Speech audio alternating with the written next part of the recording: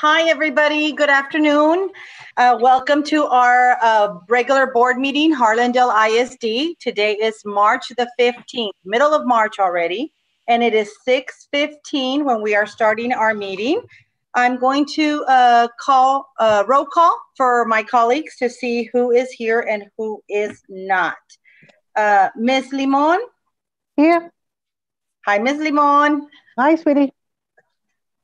Mr. Moreno? I see Mr. Moreno there. He's waving. Hi, Mr. Moreno. Ms. Carrillo. Hello, everyone. Good afternoon. Carrillo, hope how everyone's are you? doing great. Mr. Mancha. Present. Hi, Mr. Mancha. Good afternoon, sir. Good afternoon. Good evening. Ms. Ortiz. I don't see her. Let me see. Let me see. Dr. Castleberry is here with us this evening. Hi, Dr. Castleberry. Hello. Let me see if Ms. Ortiz is here. Give me 1 second, please. Bear with me. Is listed, ma'am. She is listed. She might be trying to log on.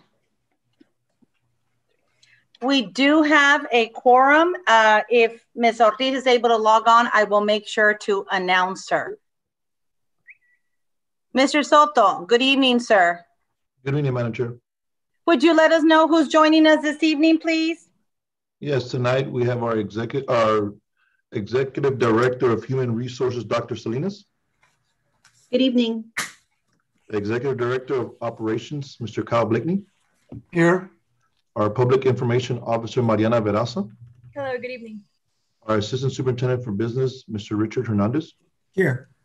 Assistant Superintendent for Curriculum and Instruction, Ms. Melissa Casey. Here.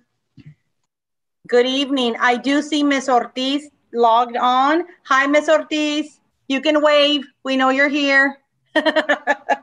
She's here. We are moving on to public comment. I believe we have 3 community members that have signed up for public comment this evening. Ms. Susan Salinas. Ms. Salinas? Good evening, President Cavazos. Hi, Ms. Salinas. Give me 1 second, ma'am. I am going to put the timer, and just as a friendly reminder, if we can just make sure that public comment is limited, specifically included on the board's agenda and or district related. So if you've got 3 minutes, let me get that timer going.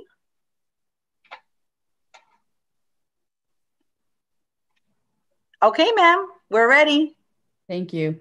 Good evening, President Cavazos, school board members, Superintendent Soto, and community. I am Susan Salinas, TSA staff, speaking tonight on consent agenda item O and P and the district's plan not to practice social distancing. TSA asking the board not to approve any TASB policy update on the first reading. The district has decided not to have the traditional first reading of changes to TASB policy. A first reading gives the community and employees time to examine the proposed changes. A second reading allows everyone an opportunity to voice an opinion either way. When local policies are being rushed through with just 1 reading, it denies the community and employees the right to voice their concerns to the board before a decision is made.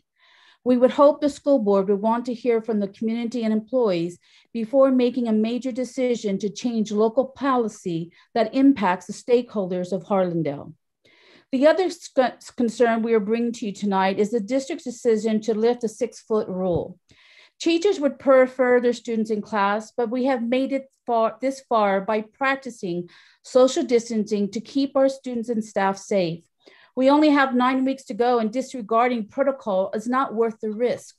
Hopefully, by the end of the school, most adults will be vaccinated and this pandemic will truly be behind us. If Harlandale wanted to make this change, they should have asked parents and employees about this change. The people in administration making the changes are not in the classroom every day dealing with virtual and in-person students. They do not have firsthand knowledge of what it's like every day and the challenges faced by teachers, students, and parents. Also, the survey to the parents did not tell them that if they decide to send their child in person for learning, that social distancing may not apply. This survey states that enhanced health and safety protocol would be practiced. If parents knew their child would not be 6 feet from others, would they decide to send their child from virtual learning to in-person learning? HEA sent a survey to our members regarding the new protocols because we had calls and we had emails asking what was going on. We asked them if they agreed with the lifting of the 6-foot rule. 90% of our members said no. Even with plexiglass between the desks and students wearing masks, employees are still worried and don't feel safe, about 70% of our members. Out of the members who answered the survey, only 62% had received the first shot and only 28% received the second shot. You have 15 seconds, ma'am.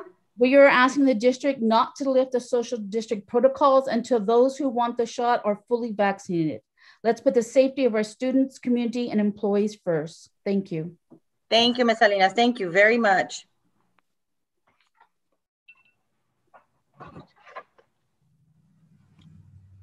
Community member number 2 on the list, I have Miss Natalie Clifford. Miss Clifford, good evening.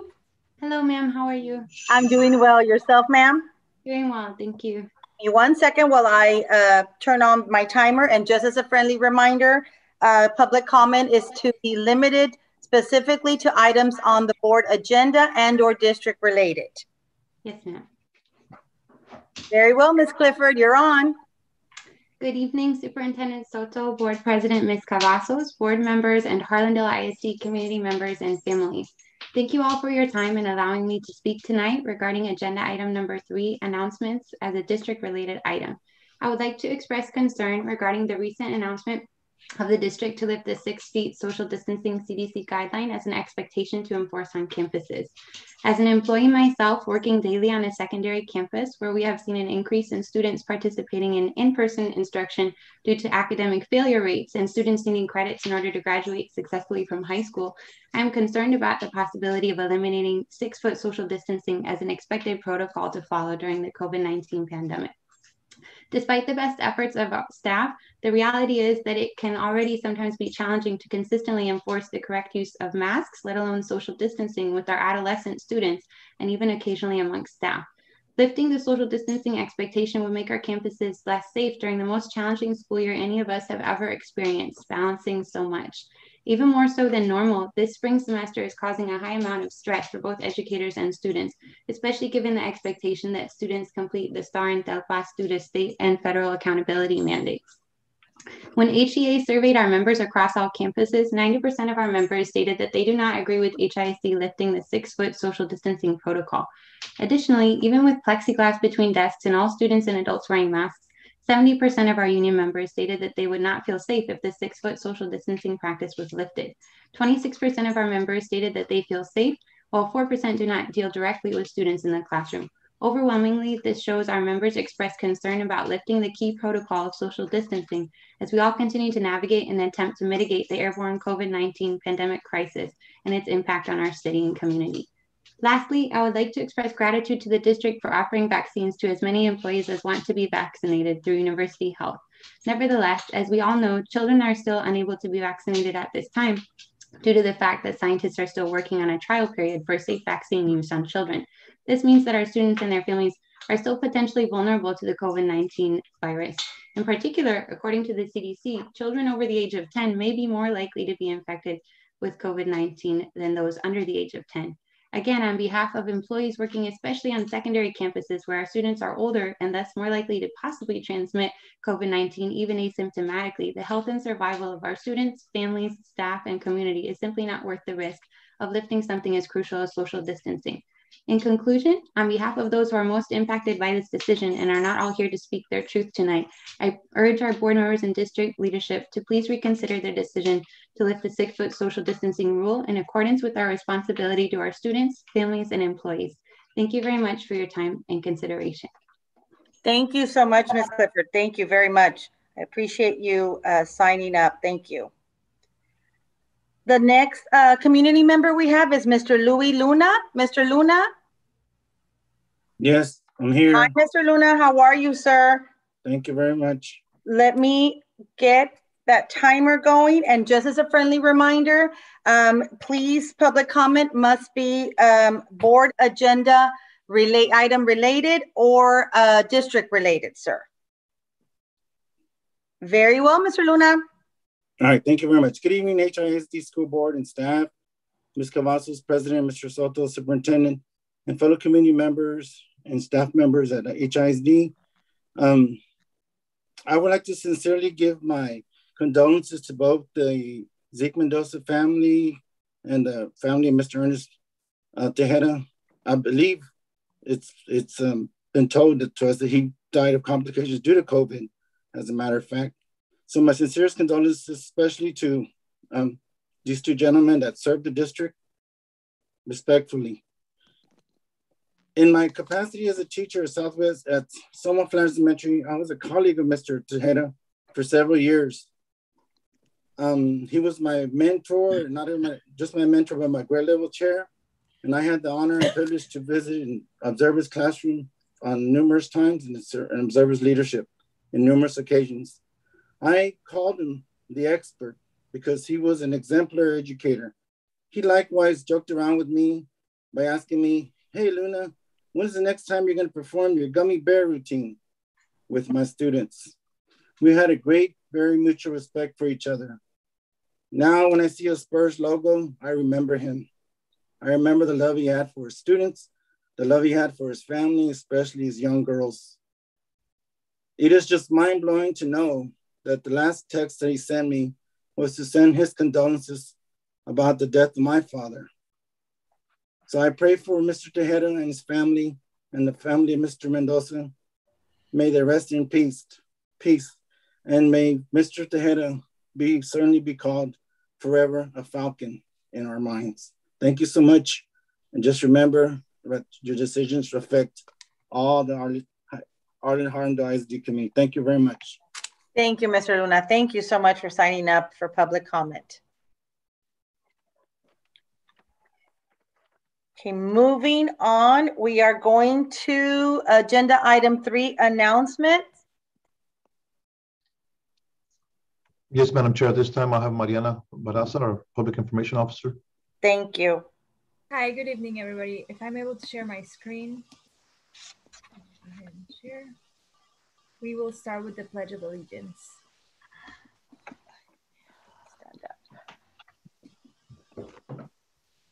Pledge allegiance to the flag of the United States of America, to the republic for which it stands, one nation, under God, indivisible, with liberty and justice for all. Honrar la bandera de Texas, juro lealtad a ti, Texas, un estado bajo Dios, uno e indivisible. Thank you so much to our students that helped us. Beautiful. And now I want to take this moment to remember one of our late Board of Trustees member, Mr. Ezekiel Zeke Mendoza, who passed away on February 22nd. So we have a short video as a tribute to him.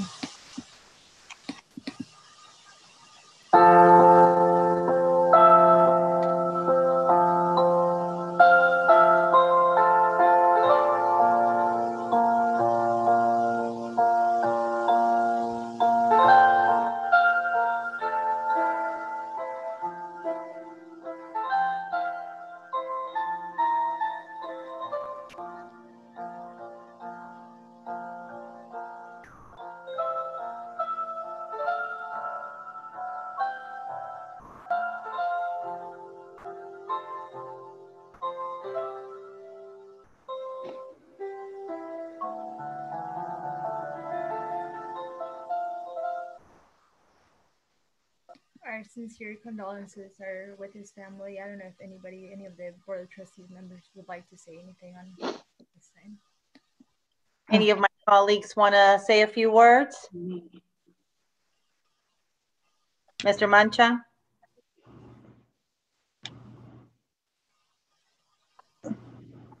Madam Chair. Yes, sir. Yes, Mr. Moreno. Yeah, and I know the last time, I'm glad we're having this opportunity to honor Mr. Mendoza, and I'll just share just a couple of things, and that he will be sorely missed, and he was a valuable asset to this team, and he did definitely bring a fun spirit to this group. I know I tend to be more serious than others, but you know, even with that, I would always make sure to be humble and kind with Mr. Mendoza, and like I share with you and my colleagues, I always want to show my utmost respect to everyone and refer to them as Mr. or Miss. So you know, that's something that he actually, you know, from talking to his family, he did voice, you know, very good, you know, I guess you could say pleasure knowing that I was always a respectable person to him, and I was always honest with him and helpful, and from what I understand, he thought very highly of me, which was very kind of him. And to me, it was just you know, something that I can, you know, offer a colleague. And I know it's a very tough situation for his family, and I hope they get the support and closure that they need through this whole process, and hopefully you know, he can rest in peace, and we can continue to honor his memory, and know that you know, no good deed will go undone, and with him, his memory will definitely live on in our Harlandale community. Thank you, Mr. Moreno. Thank you for the beautiful words. Thank you so Madam much, Chair? sir.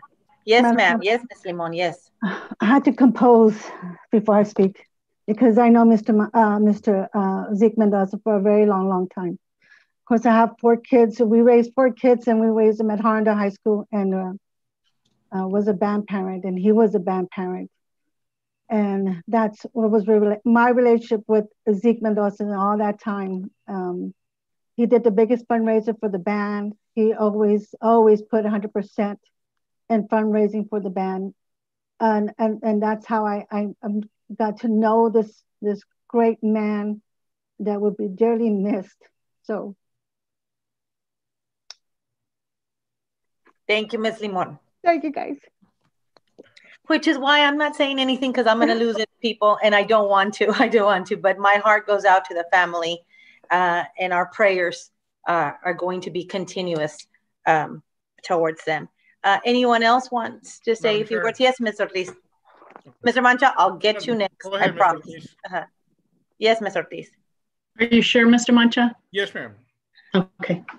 I served with Mr. Mendoza for a short period of time. We had our differences, but away from the board, but the boardroom, he was very gracious in his comments to me. I appreciate the fact that after he died, his son told me that he spoke well of me, and that just goes to show you the kind of person that he was, that we could keep our differences in the boardroom, and the kind of person that could rise above whatever it is, whatever those differences were in the boardroom, could stay there. And outside of the boardroom, we could respect each other and the things that we did. I know that he had a big heart when it came to the kids, and I hope and pray that he will rest in peace. My prayers go out to his family. Thank you, Mr. Ortiz. Beautiful words. Mr. Mancha? Híjole. You know,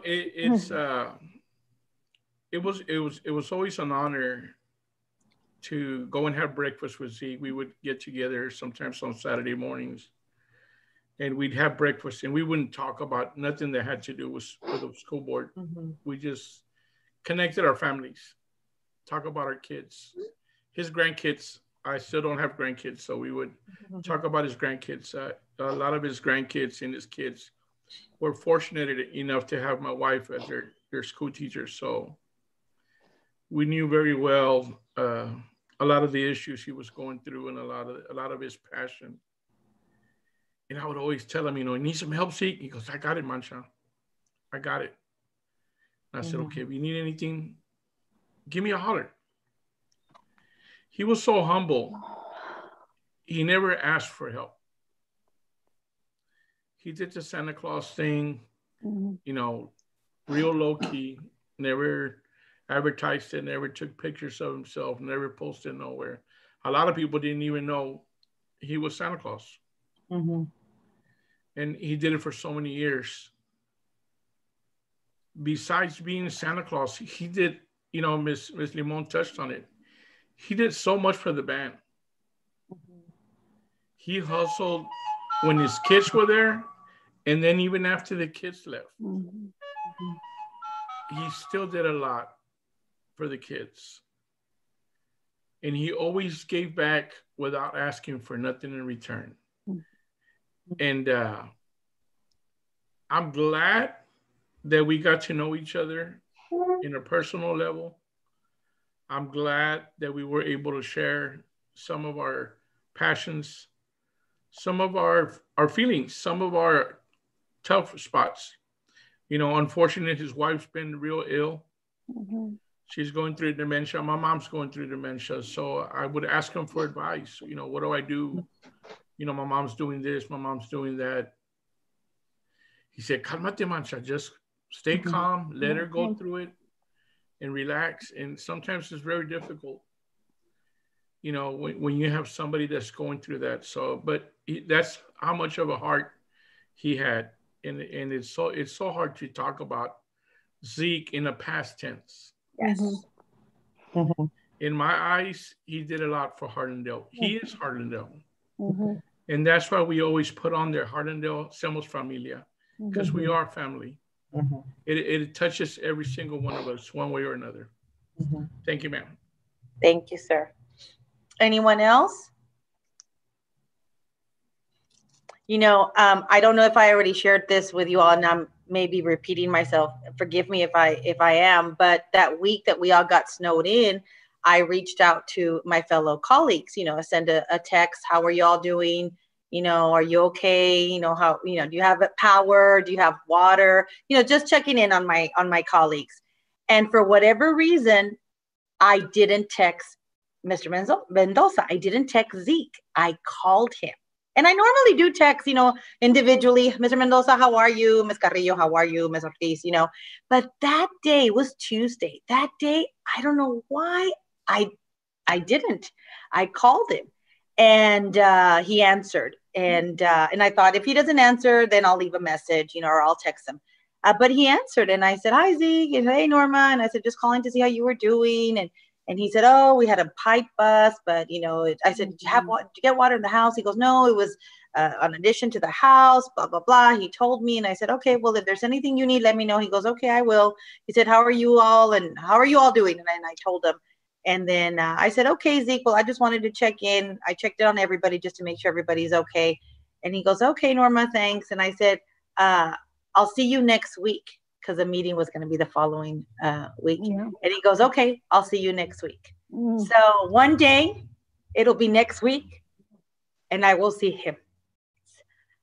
My prayers go out to his family, to the community, and to his soul.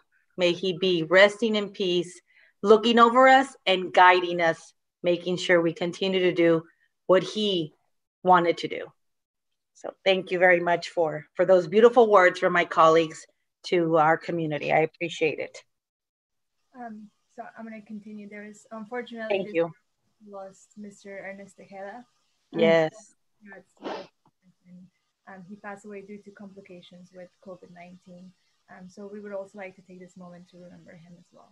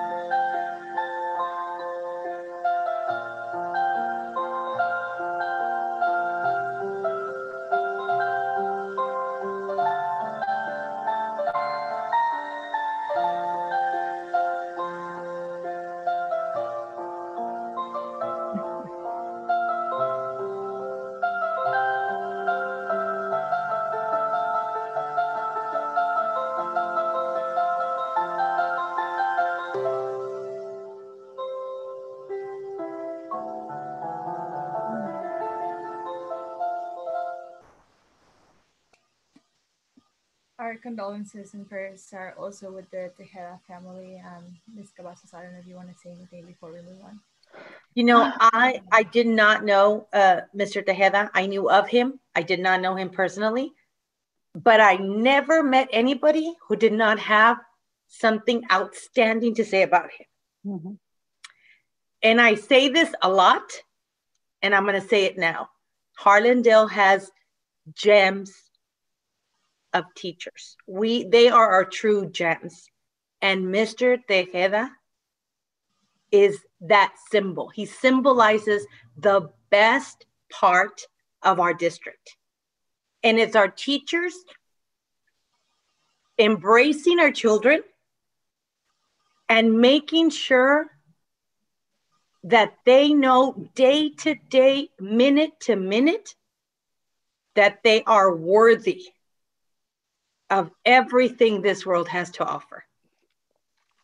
And that is what I have heard about Mr. Tejeda, about a lot of our teachers, all our teachers, but Mr. Tejeda, he symbolized what that teacher should be with those little ones that are just taking their first steps in that foundation of education. And I'm very grateful for his family, for lending him to us, to our district, and impacting all those young minds and children.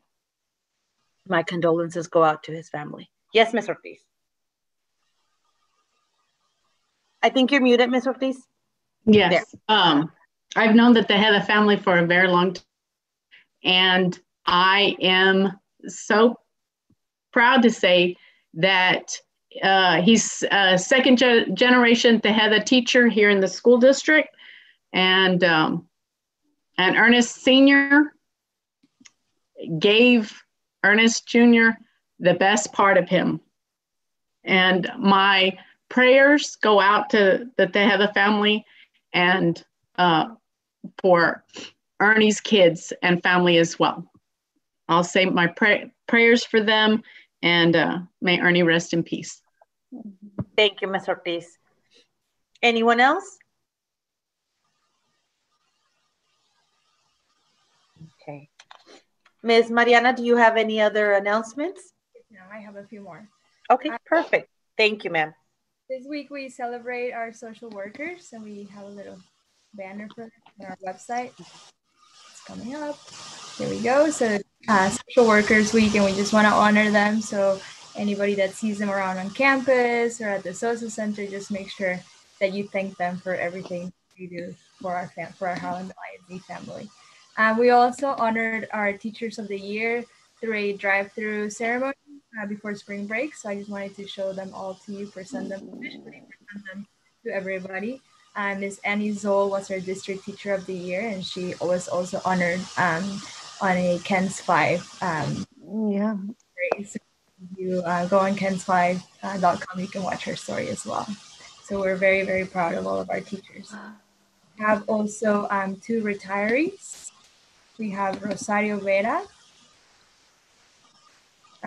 from Leal Middle School, teacher at Leal Middle School, and 18 years of service. So thank you so much for all of those years of commitment to our Harlandale ISD family. And we also have Rachel Carreon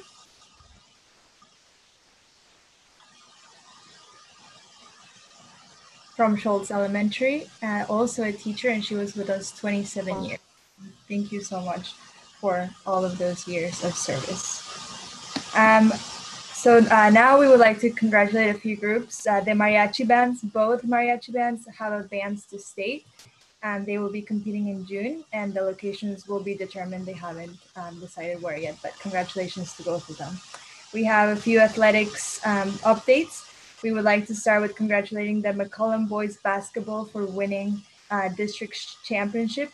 This is the first time in over a decade, so congratulations to all of them. The soccer update, Harlandale High School boys are in 2nd place right now, and the McCollum High School boys are in 3rd place. The Harlandale High School girls are in 3rd, and McCollum girls are in 5th place right now. Baseball, McCollum boys went 3-1 this weekend, beating Eagle Pass 5-0, Kennedy 6-0, and South San 4-3.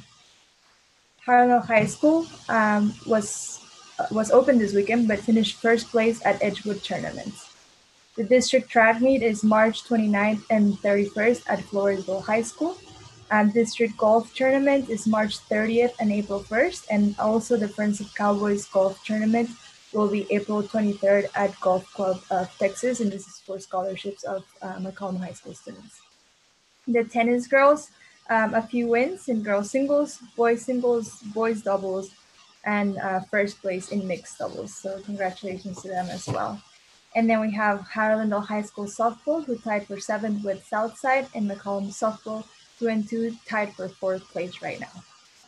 A few other announcements. Just a reminder that we're doing the HEF drive, and we'll finish this Thursday, March 18th. The money raised will benefit our students through scholarships. And so thank you to everybody that has already contributed to this cause. Just a quick reminder that our Cultural Arts Festival unfortunately had to be canceled this year because of COVID-19. We hope we can have it next year. And last announcement, the Special Education Department will hold a symposium tomorrow at the Shea Center located at 906 March Avenue from 5 to 7. And there will be free snacks, activity bags, and over 20 vendors. So thank you so much. That's it for my announcements. Thank you, Ms. Mariana. Thank you so much. And congratulations to all our students, athletes. My goodness. Applause, applause, applause to everybody. Thank you so much. Moving on to agenda item number 4, information and reports. Yes, Madam Chair. At this time, I have our Assistant Superintendent for CNI, Melissa Casey. Good evening, Board and Ms. Cavazos, Board President. I am going to be presenting on our CTE information, and I am actually presenting for Tracy Anderson. She is our coordinator, but she was unable to be here tonight. But her and I work closely on this. So one of the first things is that the GPM for today is that the percentage of students passing a CTE certification test and enrolled in and on track for a CTE industrial certification program will increase from 6% to 20%. I know the question has been asked, where is this 6% coming from? So when we looked at the goals for Lone Star governance, we looked at what the state looks at for accountability. So for CCMR, what they do is they pull the accountability for the cohort of class of 2018. So this 6% means that out of the graduates of 2018, 6% of those graduates earned either an industry-based certificate or a level 1 or level 2 certificate. So what happens in the presentation though, we have students that can test when they're freshmen, sophomores, juniors, and seniors, but the accountability only looks at that class. And so that's where the 6% comes from. When you're looking at this is our current data for this year. So we have over 6,698 students enrolled in 6th through 12th grade. Out of that, we have 5,043 students that are in a CTE course in grades 6 through 12. 3,190 are in 9th through 12, and 1,853 are in 6th through 8th grade. So 91% of our students in high school are enrolled in one or more CTE courses. At FTA, our course is more limited because really our focus there is very different. We have about 45% of our students that are enrolled in a CTE course at Frank Tejeda Academy. This is kind of an enrollment. It looks at two things. The lighter blue is our enrollment, as you can see, from 2015 to 2021. And we've actually decreased about 500 students overall enrollment. And if you look at the dark blue, that's our enrollment for CTE courses. So while our enrollment went down, our enrollment in CTE courses actually went up by about 500, 600.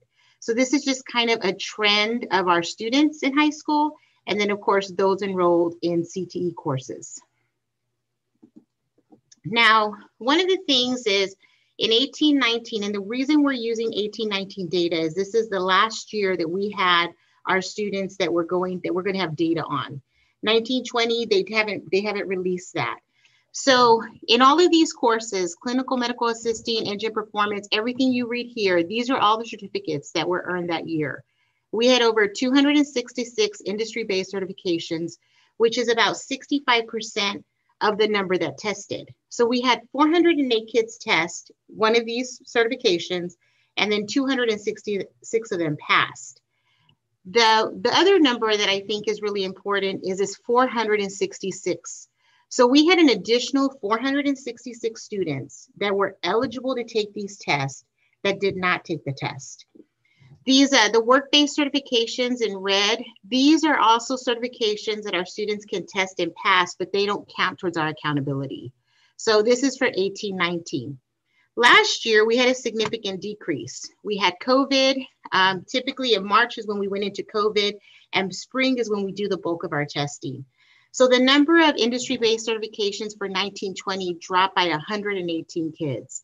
So we're looking at the number of 266, and then we have 118 less. And some of the things could have been that students moved to remote learning. And at that point, we had only 303 students test. We had them come in the summer. We provided a window of time that they could come and test. But we had 827 students that did not take a test, that were eligible to test in one of more courses. There was also the issue that vendors were not necessarily prepared for remote testing, and so it required kids to come in person.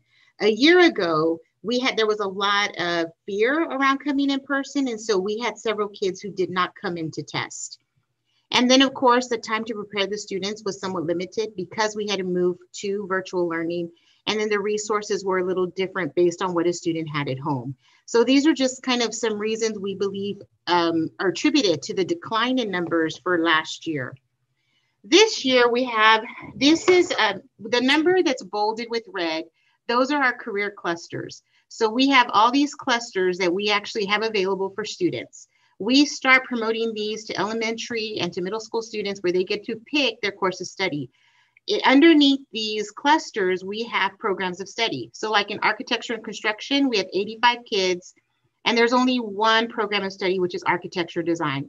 In health science, we have 1,196 students between our two campuses, but they also are clustered in health informatics, healthcare diagnostics, and healthcare therapeutics. This number here, the 2, the 23, and the 118, those numbers are the numbers of students who are eligible to challenge an industry-based certification. So they may be at their capstone course, they may be the end of their program of study, so they are able to test. Here, this business and marketing, we have over 1,000 students in that career cluster. This business management, we have 86.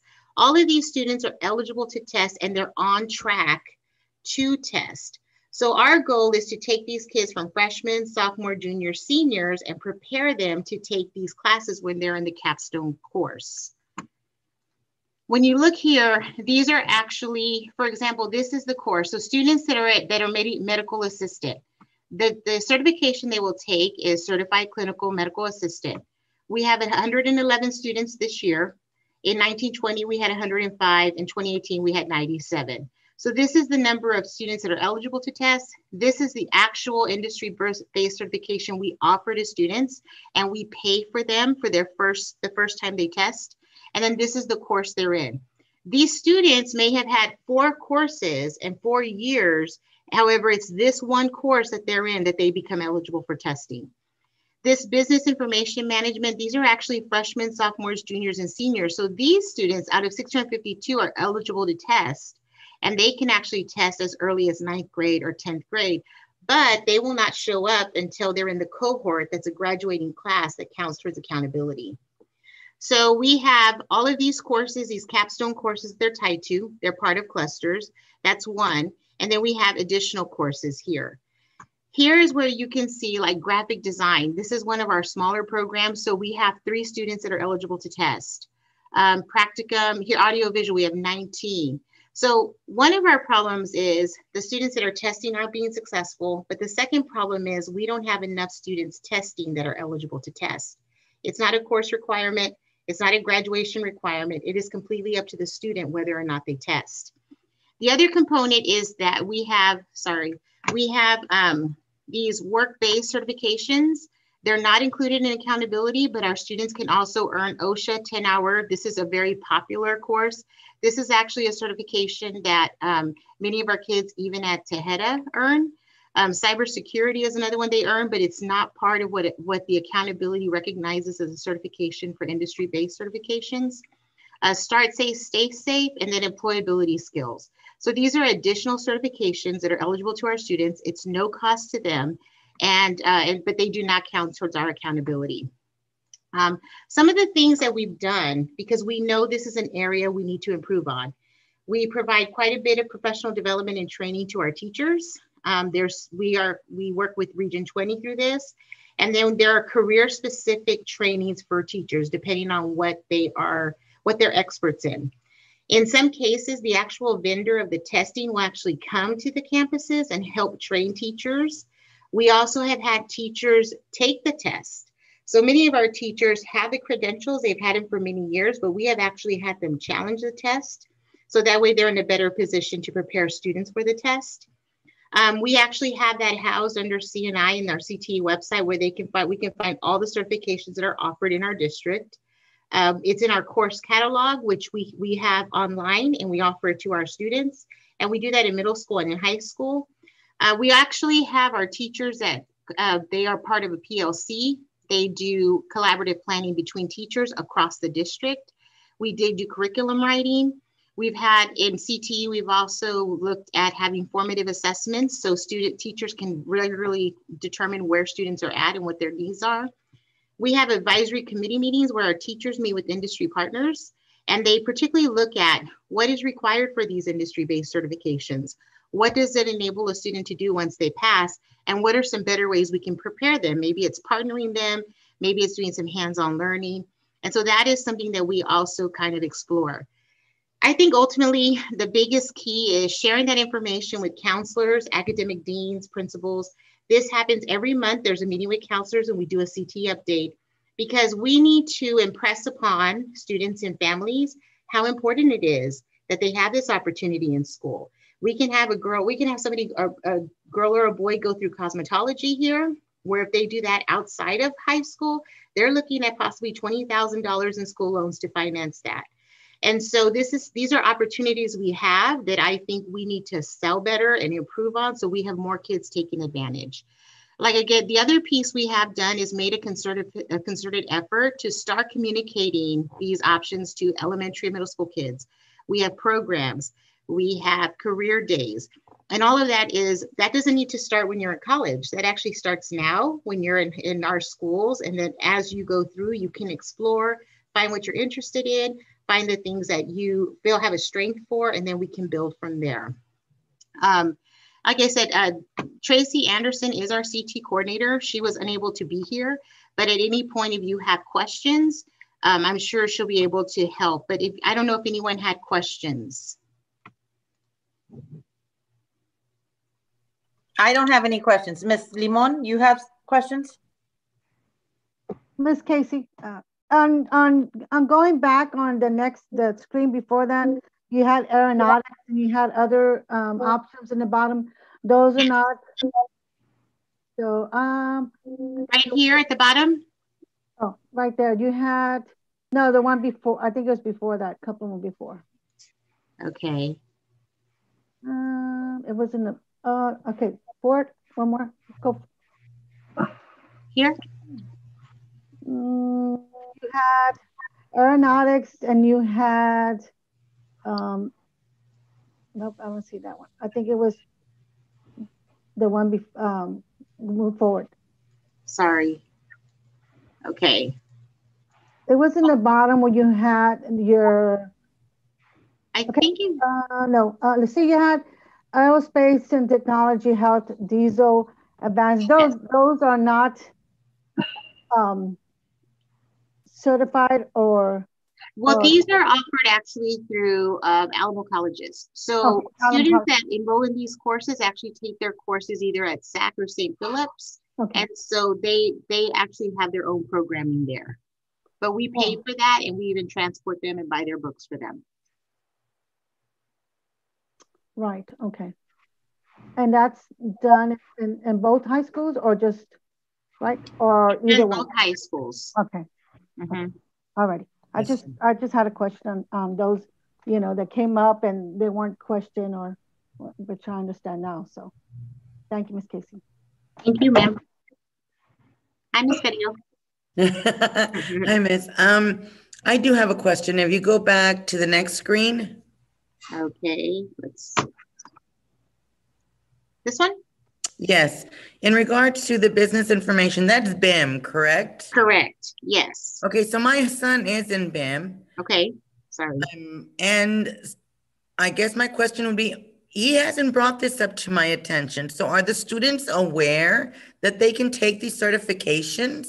So I think there are two things that have come into play. So one of them is these tests are industry-based tests. They're above and beyond what our TEKS say the teacher should teach. And so for some, I think it's a challenge. It's a challenge even for our staff. And that's why we have front-loaded with quite a bit of professional development. So there are some skills that even they're brushing up on. So this is definitely something that he should be having conversations about with his teacher, with counselors, to kind of discuss what his options are. The test is very difficult. And so that might be part of it. And it may be that now we're getting into the time that they're going to start, because we're in the last 9 weeks of school now. Mm-hmm. So this may be the time where they're really starting to focus on that, reteaching what they haven't learned, maybe taking practice tests. So you should be hearing about that. Okay, but I mean, I guess what my question is, are the students are aware that this is out there from that they can, it's out there for them to get the certificates. It's just that they also know that it is quite difficult for them. Is that correct? Correct. Okay. Correct. And I believe that's part of the reason that we have many students that opt out. Okay. Thank you. Thank you, Ms. Casey. Thank you. Anybody else? Madam Chair. Yes, Mr. Mancha. Yes, sir. Ms. Casey, have we studied a scale of where most of these kids are, what campuses they're coming from? We actually, sir, have this even by teacher. So we know which teachers have more kids testing than others. We know which teachers have more success on tests than others. So we do have this by campus. I'm talking about like in middle school level, which teachers are promoting it more, what campuses are promoting it more, and which campuses are not promoting it. So we can find a way to help in that aspect, or maybe send somebody from the high school to go and talk to some of these middle school kids and let them know what's being offered and what can be offered to them. That's a great idea. We do a bridging between middle and high school where we have them highlight. During February is CTE month. We do quite a bit of that, but obviously it's not enough. So we need to do more of it. That's what I mean. We can do a scale so we can balance everything out between the 4 middle schools and kind of do the same thing. Whichever middle school is doing the best, we need to copy what they're doing and share it with the other 3 campuses. Okay, thank you.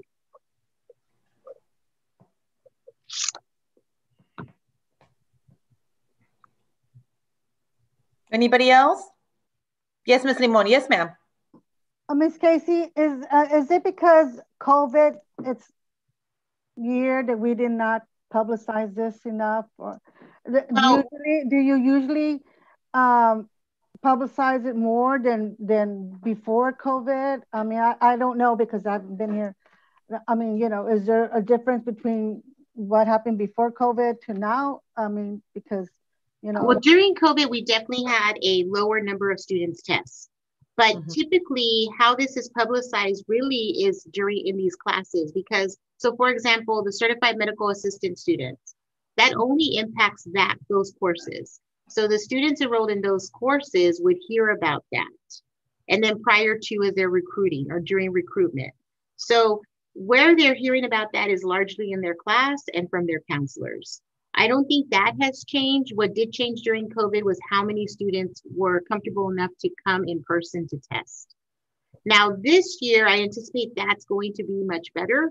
We have, I mean, as you know, the data is improving. We have even CDC indicating they're gonna go to a 3-foot social distancing that either was announced or will be announced. And so I think as people become more comfortable, they'll be more than likely able to come and test. And we do have those proper protocols in place to make people feel safe.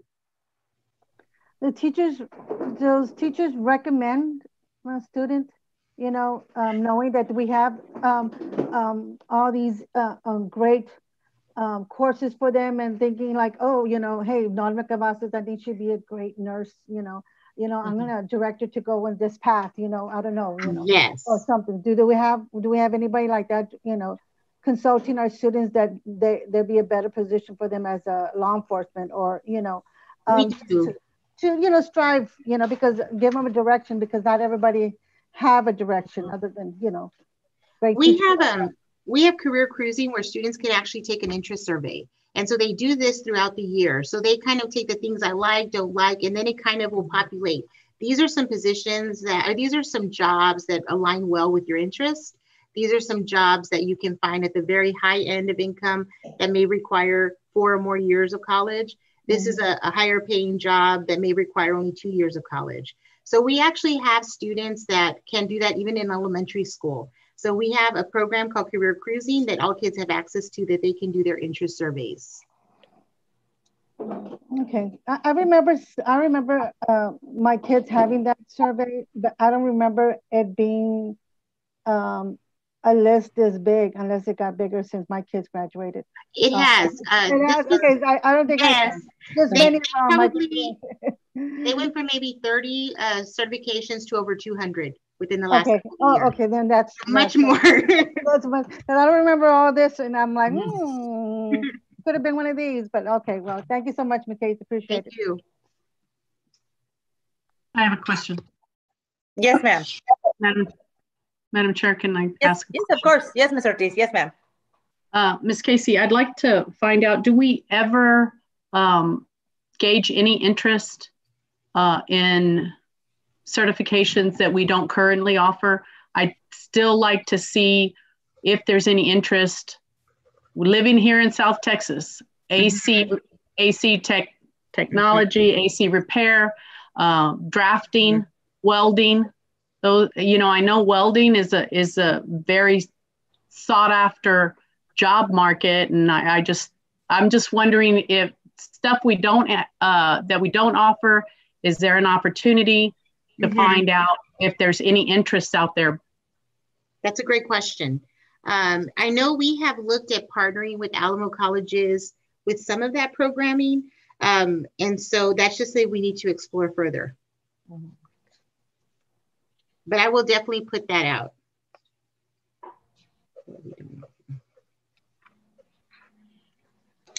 Thank you. Madam Chair. Yes, sir. Yeah, and just kind of echoing what everybody else is saying. I mean, those are definitely things that we need to kind of address and such. But we also got to keep in mind too. There's instances where our kids need to do their part as well, because I know there's a lot of times when we're doing the course catalogs for 8th grade to go to high school, and we're still waiting for like 60% of them to finish it, and we're there trying to have those one-on-one meetings, and the kids are kind of not meeting us or not following through.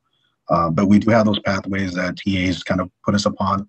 I think the last 3 or 4 years where they've had the pathways that start in middle school. So there's a lot of options, and sometimes I feel our kids are probably overwhelmed with, I don't know what I want to do, and I won't know until I'm a senior and I'm about to graduate. So a lot of that kind of factors into, but I know we got great quality people that are promoting our CTEs, and hopefully, as Ms. Ortiz alluded to, we can bring back some of those other options, because I know that some other districts offer them. They definitely want to take advantage of those things as well. And I think you guys already kind of entertained with Admiral Community College, and especially with St. Philip's that's on this side over here by Port San Antonio. So I know we're engaging in those conversations. So hopefully, we can provide something that our kids will be, they'll pique their interest for sure. Definitely. I will share very briefly that my daughter does take that survey, and she's taken it, I think, since the 8th grade. So 8th grade, 9th, 10th, and she's a junior now. Between the 8th grade and 11th grade, her interests have changed. And she said not too long ago, Mom, is it okay if I still don't know what I want to do? I said, it is perfectly fine. I said, there's plenty of options.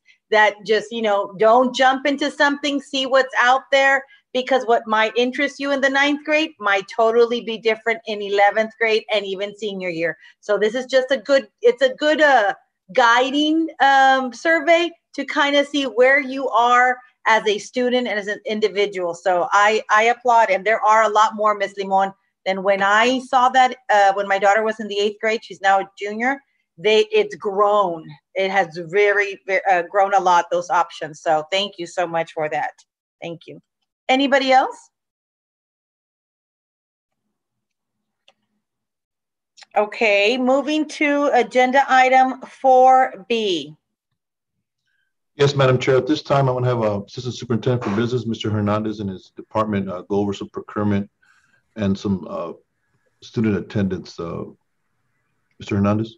Yes, sir. Thank you, Madam Chair. Members of the board, this evening, we're basically providing a follow-up to the staff training and board training that we had regarding procurement. Mr. Mora is on the meeting to present the procurement. After that, I'll cover some updated information on our student trend. So at this time, I'll go ahead and let Mr. Mora get started. Let me pull up the information. And you all see the screen, purchasing department. Okay. Yes. So Mr. Mora, if you'd like to go ahead and get started. Good evening, Mr. Mora. How are you, sir?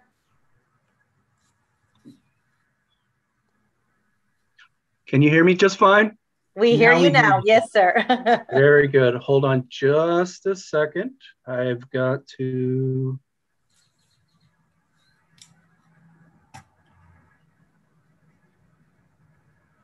Are you going to share your screen, Ben? Can everybody see my screen right now, the PowerPoint? Okay. Yes.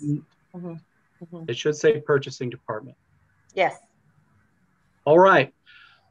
Good evening, members of the board, Madam President, Harlandale ISD. My name is Benjamin Moore, and I'm the purchasing manager. And this evening, staff has been asked to address the issue of compliance with respect to procurement. This is going to be a relatively short presentation. It is a very straightforward process. And we'll go ahead and get to it. All right, as far as procurement requirements, the purchasing department uses a relatively straightforward filter on every single purchase order that is issued by the district. Probably one of the most important things that we do is we examine the amount of money being spent by the purchase order, and we apply the following thresholds. A purchase of $10,000 or more for federal funds requires quotes.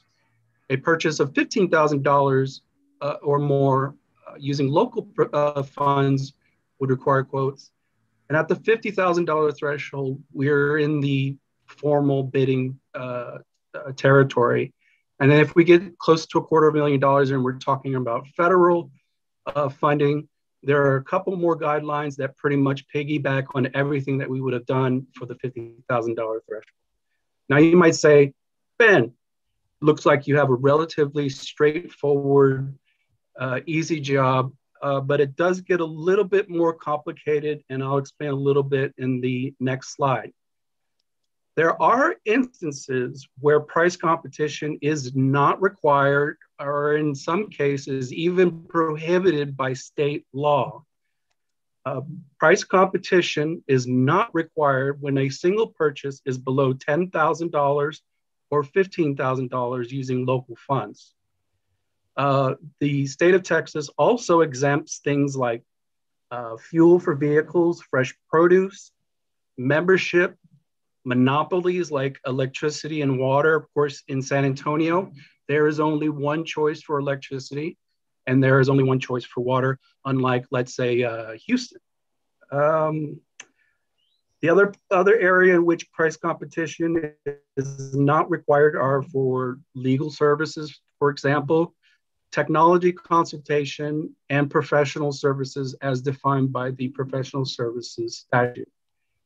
Price competition is also prohibited for architect and engineering services services, which is strictly a qualifications, or at least initially in step one, it is strictly a qualifications-based decision. So the staff has a couple of tools that we utilize to make sure that those filters are doing the things that we hope that they're doing. And at the end of the year, when we're being audited, when an auditor goes and asks us for our quotes or our formal bid documentation, we have several tools at our disposal that ensures that we're following all state and federal guidelines. Of course, one of the things that was implemented about 3.5 years ago under the superintendent is that we start the budget planning process in January. So in January, the purchasing department reviews all the purchases for the school district in aggregate by vendors. So we can pull our financial procurement system, and it will give us an indication of all of our vendors and how much we spend by vendors. We will then share that information with the heads of each department. And if we're noticing trends in spending, especially once it hits the $50,000 mark, we will advise them to begin the RFP, RFQ, or look towards a co-op to make purchases. The next tool that we have is of course, you have at a minimum, you have 2 people who have been trained, who have been educated, and who have well over 2 decades of experience in procurement, specifically in the area of education. So every single purchase order is reviewed twice, once by our bid clerk and the second time by myself. And between us all, we've talking more or less 20 years plus of experience specifically in the area of education. So we know what we're looking at when we review these purchase orders. The next tool that we have are various tools that we have that we look at, that we run through our financial system. At any given point in time, I can tell a department, or I can tell for myself how much we're spending and where we are spending. Obviously, trends in district spending can change on a dime, as obviously with our whole experience with COVID, there were certain areas of expenditures that we were experiencing that we hadn't experienced before. Of course, we all anticipated this and we took the proper steps to make sure that we were compliant. We also, through the approval path. So I did mention that there are 2 procurement staff that are reviewing each purchase order. There is also a series of individuals to include an originator, a department head, and someone at the assistant superintendent that are reviewing our purchase orders.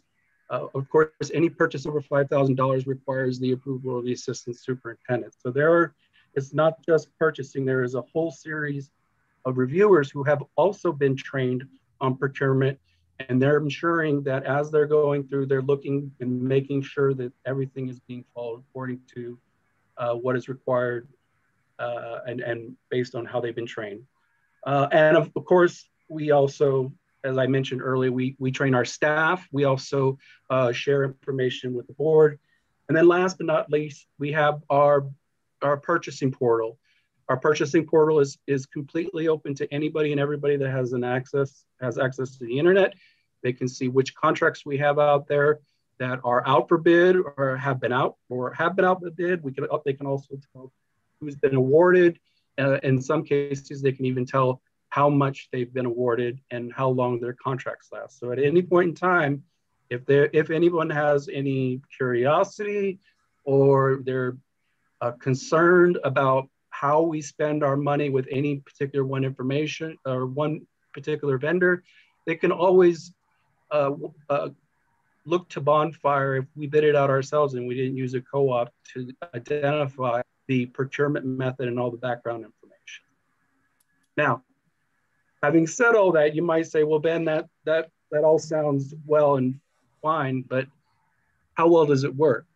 Well, staff was asked to run a report in December of 2020. Basically, what staff did was we went to ITEX and generated a report of every single purchase order that was issued starting in January 1, 2020 to about mid-December.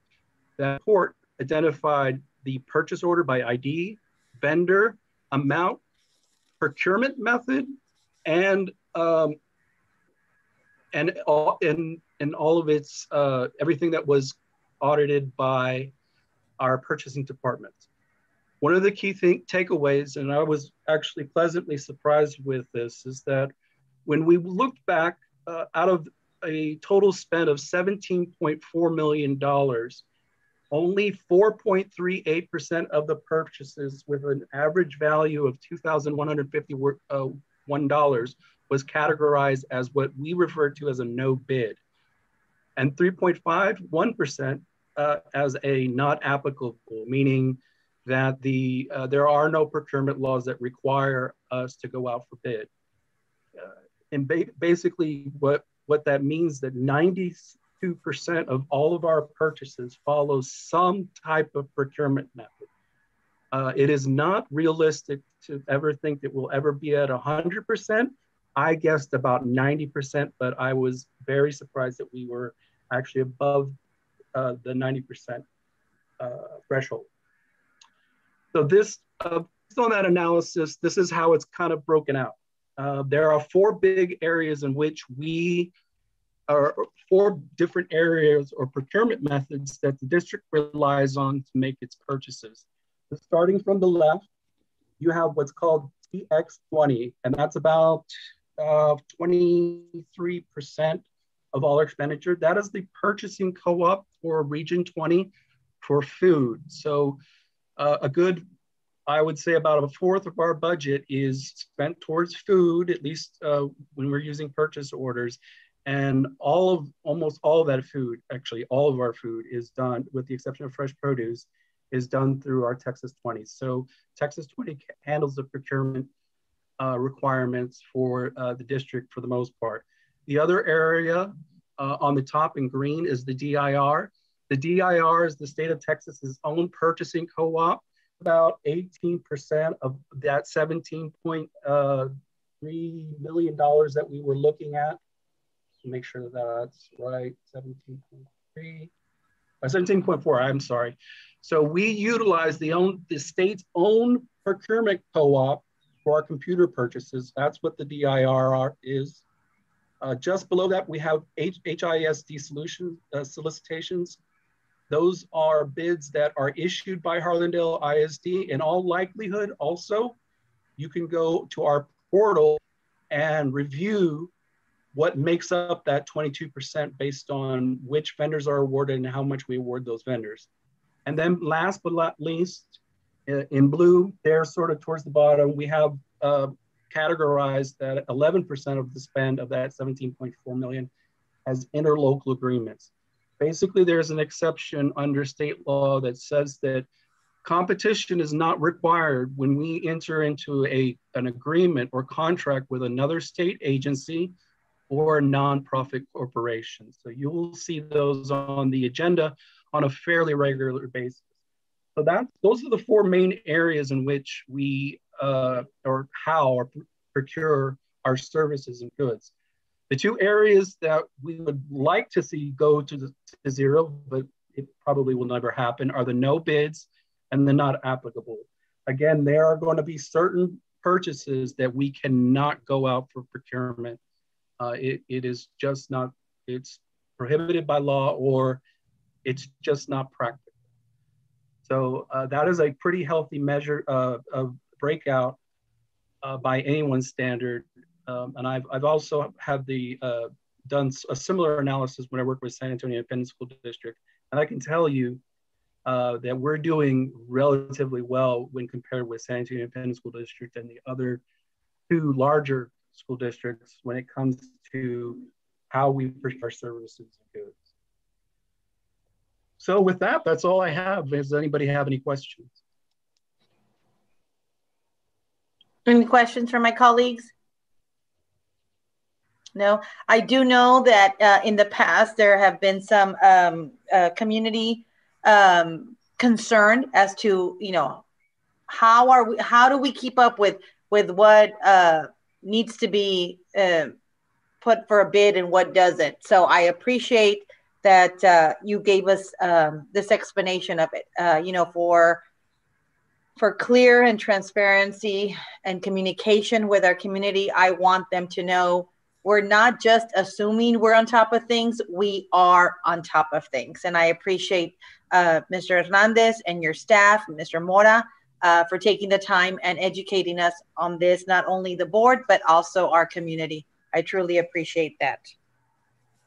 Yes, ma'am, and thank you for those words, and you're exactly right. And I think as Ben covered in his presentation, you can see those tools and the internal controls that he follows to make sure that we do follow the rules that are mandated by the state and the federal government. The next item is the student trend, and do you all see the transmittal that it has highlights on there? Yes, sir. Yes, okay. This is in your board book on page 13. And basically what we received was an administrative letter from TEA alerting us to the different trends that they saw based on the October 2020 PEIMS report. They used it and they compared it to the September 20 intermediate data collection to make some comparisons. They wanted to see how the district was doing regarding enrollment, what was impacting that, how have we come along since then. And then also it alerts districts that are going through the year and trying to anticipate the impact it's going to have on its state funding. Because as you know, ADA is very critical along with our our property taxes in generating revenues. So what we did was we looked at the state information and then we compared that to district information and kind of put the two side by side. So in the box that is in your transmittal letter, what the state noted was that there was basically a 3% decrease in enrollment that was noticed across the state. When we looked at our district data, we saw an 8% decrease. And what represented those decreases was noted by the state to be within the early education up through the kindergarten level. 54% of that decrease was represented in this group. How that compared with the district was at 44.5%. And so then the remaining grades are the ones that make up the difference. So then of that 3% for the state, then you're looking at 46% that represented grades 1 through 12. And for the district, it was flipped the other way where it was 55.5%. So again, the state, with that information that they showed us, they looked at, well, what made up that decrease of the 54% across state level between those three grade spans, early ed and kindergarten.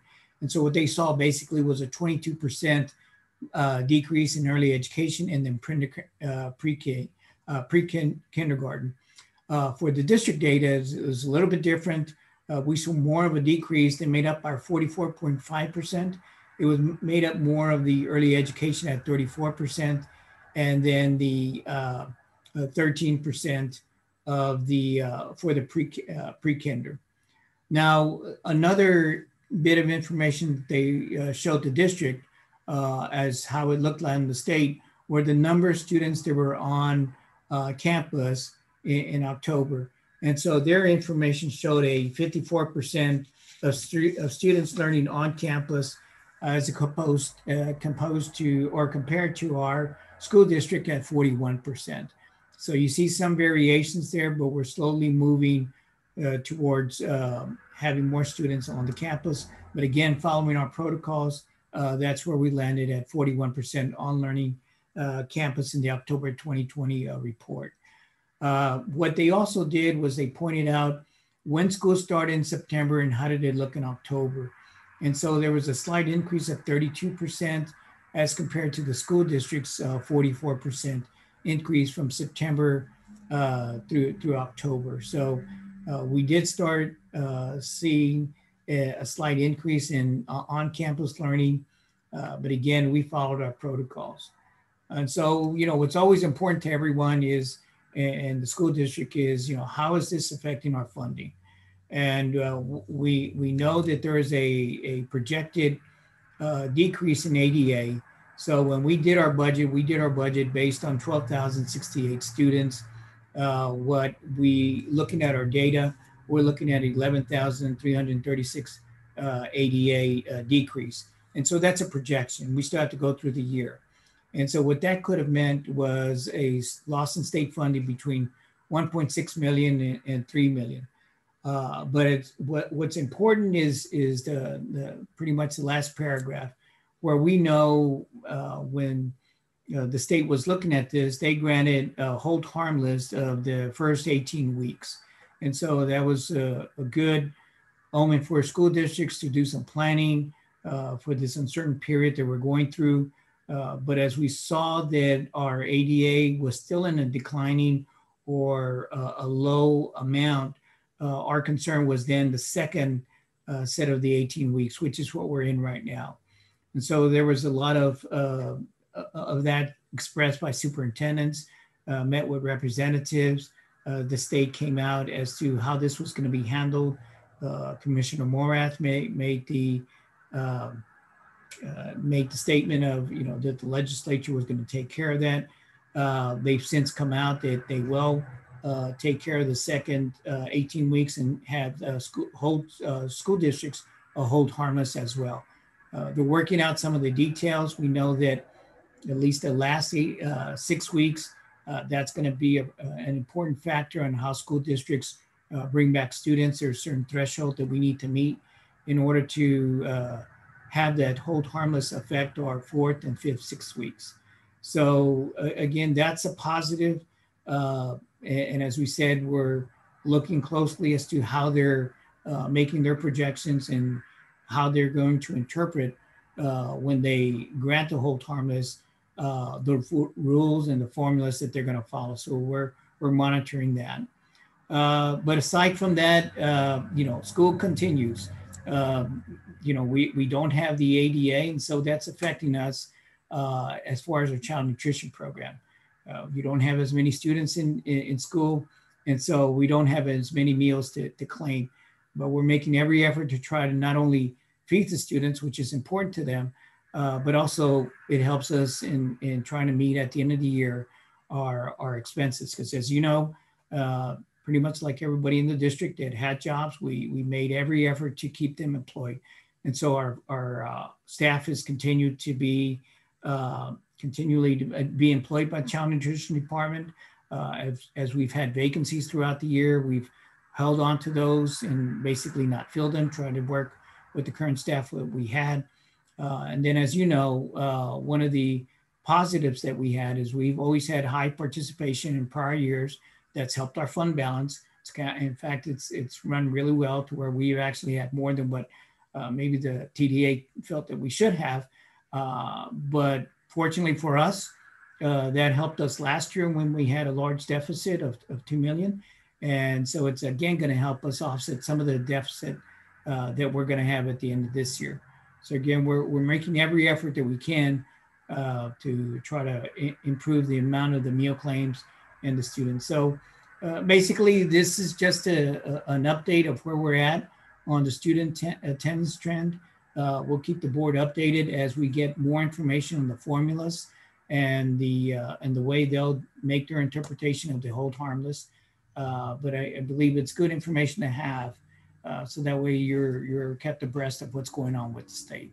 I'll be happy to answer any questions that you or the board may have at this time, Madam Chair. Any questions or comments from my colleagues?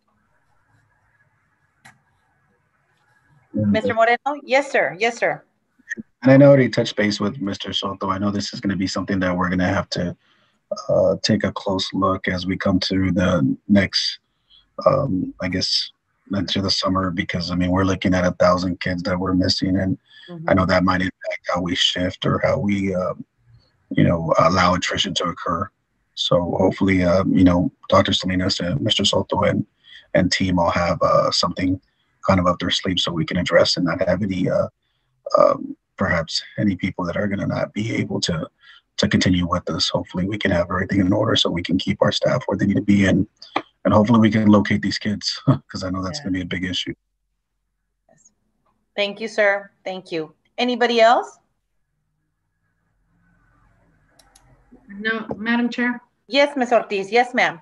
I just want to echo what Mr. Moreno was saying. It's that 1,000 kids. I just wanted to make sure that I don't know how we're going to locate them other than what we used to do, you know, have the truancy court and trying to bring them in that way. But 1,000 kids is a whole lot of kids when it comes to ADA and then them just missing out on education is just, it's appalling that number is so high and that parents aren't concerned, you know, to get them in the educational environment. It's scary. It's more than anything, it's scary. I have to say that I assume COVID has a lot to do with the situation. And I certainly hope that once we move a little bit past that parents feel safer to send their kids to the campus. I can't imagine that number of students not coming to get an education had COVID not been a factor. So unfortunately, I have to assume that that's a big part of it. And once we start moving past this situation, that we can get those kids back in the classroom, back in the campuses, and just, you know, continue the education. I know some parents are more fearful than others of what there is out there. And my respects to both kinds of situations and parent thinking. But the fundamental being that these kids need to have some sort of education. I mean, we can't just say, well, it's because of COVID, they'll be back next year. No, we really need to try to come up with a method to try to get these children back in our campuses and classrooms. So thank you, Mr. Hernandez, for that. I appreciate it. And thank you for allowing us to be informed and updated. And please continue to do so, so that we're where we are. Yes, Mr. Mancha. Yes, sir. I'm sorry. No. Go ahead. Mr. Soto, have we looked into other like idea if they're taking some of our kids, you know, because 1,000 kids, that's quite a few kids. And the other thing is, have we surveyed whether parents are struggling more with the online than they are with them coming to campuses, or vice versa? What are we hearing from the community? Have we thought about having a town hall meeting where we can find a way to separate them and then get some feedback from them? Why aren't they sending the kids? And what do we need to do to be able to push to have those kiddos that are not coming back? So I want to commend, and it is Social Workers Week, I want to commend our social workers. They keep logs, and they've been knocking on doors, sir, and talking to neighbors and leaving letters and certified mail, and the kid is not there anymore. The kid is not physically at that address, the one that we're reporting now. Now, on twofold is the individual kid that's not participating, and he is here. The one that's not being active in his education, that's another problem. So we have several problems. One is the kid that we can't locate, as you guys alluded to. That's scary. That's the one that Mr. Hernandez projected to be close to 1,000. And then we have the child that, as you said, is not partaking in his education, and the teachers are doing everything they can to get the child to participate. And parents don't want to send them to school. And they don't partake in virtual learning and remote learning. And so we came to the board and we did ask for a waiver where we as a district can make that child come to school if they are not being successful in remote learning. But then again, we've been following some safety procedures and protocols for the safety of our staff and our children to wear masks and the plexiglass and hand sanitization and the 6-foot distance rule. And So we're looking at how do we service this child that needs to be in school because they are not being successful at home, and still maintain the safety protocols that are in our district. We can definitely set up a town hall meetings. I don't know if that's defeating us the purpose if we're telling them, well, there's COVID out here, and then I have the parents coming in. I mean, if I do a virtual meeting, those are the ones that are not participating virtually. Yeah, true. I was thinking something like at Memorial Stadium on a good day later on in the evening, and have everybody sitting around, and then we can video, and we can have them come up to the mic, and we can spread out instead of, you know, in a cafeteria or or even a gymnasium, sir. Somewhere. I'm all ears, Mr. Mancha. Anything we can do to get these kids involved in their education. And it's not a Harlandale thing, just so just so everybody knows. I know it's across the country, yes. You know, I can't help but maybe, like you said, Mr. Soto, some of these parents that have more concerns or have, you know, their concerns are a little bit stronger than others.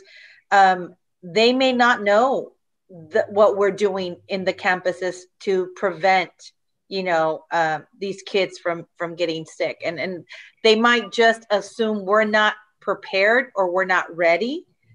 So continuing to do what we can to maintain safety and health. We just need to reassure them. It might be that, you know, it might be, like you said, they're no longer here. Maybe COVID, you know, changed their lifestyle, you know, their employment, and they just, you know, had to go elsewhere. That is a big issue, as you know, in not just Harlandale, everywhere. And we're understanding of that, but I certainly want them to know we are here to answer your questions. We are here to reassure you. We are here to work with every single one of those families to get those kids where they need to be so that they don't keep falling behind. So I'm talking to the community right now. Suggestions, opinions, ideas on what we as a district can do, please email us, please call us. You know, we're all ears, like Mr. Soto said, we're all ears. We certainly are going to see what administration, with the help of the board and the help of you all in our community, please reach out to us. Let us know, this is what I think is happening. This is what I think we should do. And we will more than certainly look into the possibility of doing what you all are suggesting that we can do to get this community back on track with these kids and getting them back on the path of success. So please, like Mr. Soto said, we're all ears. We can't do this alone. It takes all of us. So please reach out to us and let us know. Mr. Moreno, were you going to say something?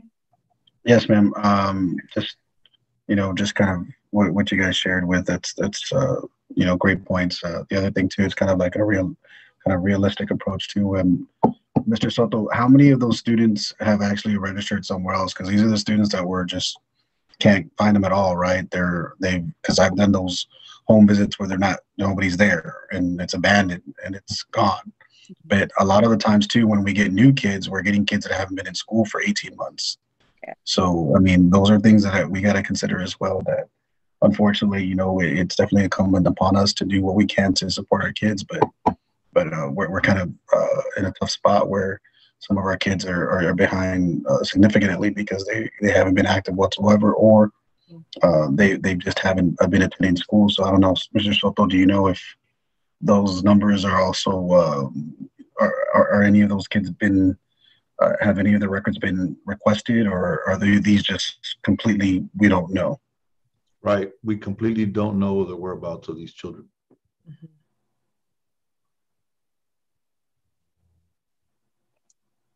Well, we're going to have to do something. I mean, I know it you know, impossible is not in Harlandale District's vocabulary, but we certainly will try and do as much as we can to try to get these families, you know, at least for us to know what their concerns. Maybe it's not just COVID. Maybe it's something else that we can find a resource for them.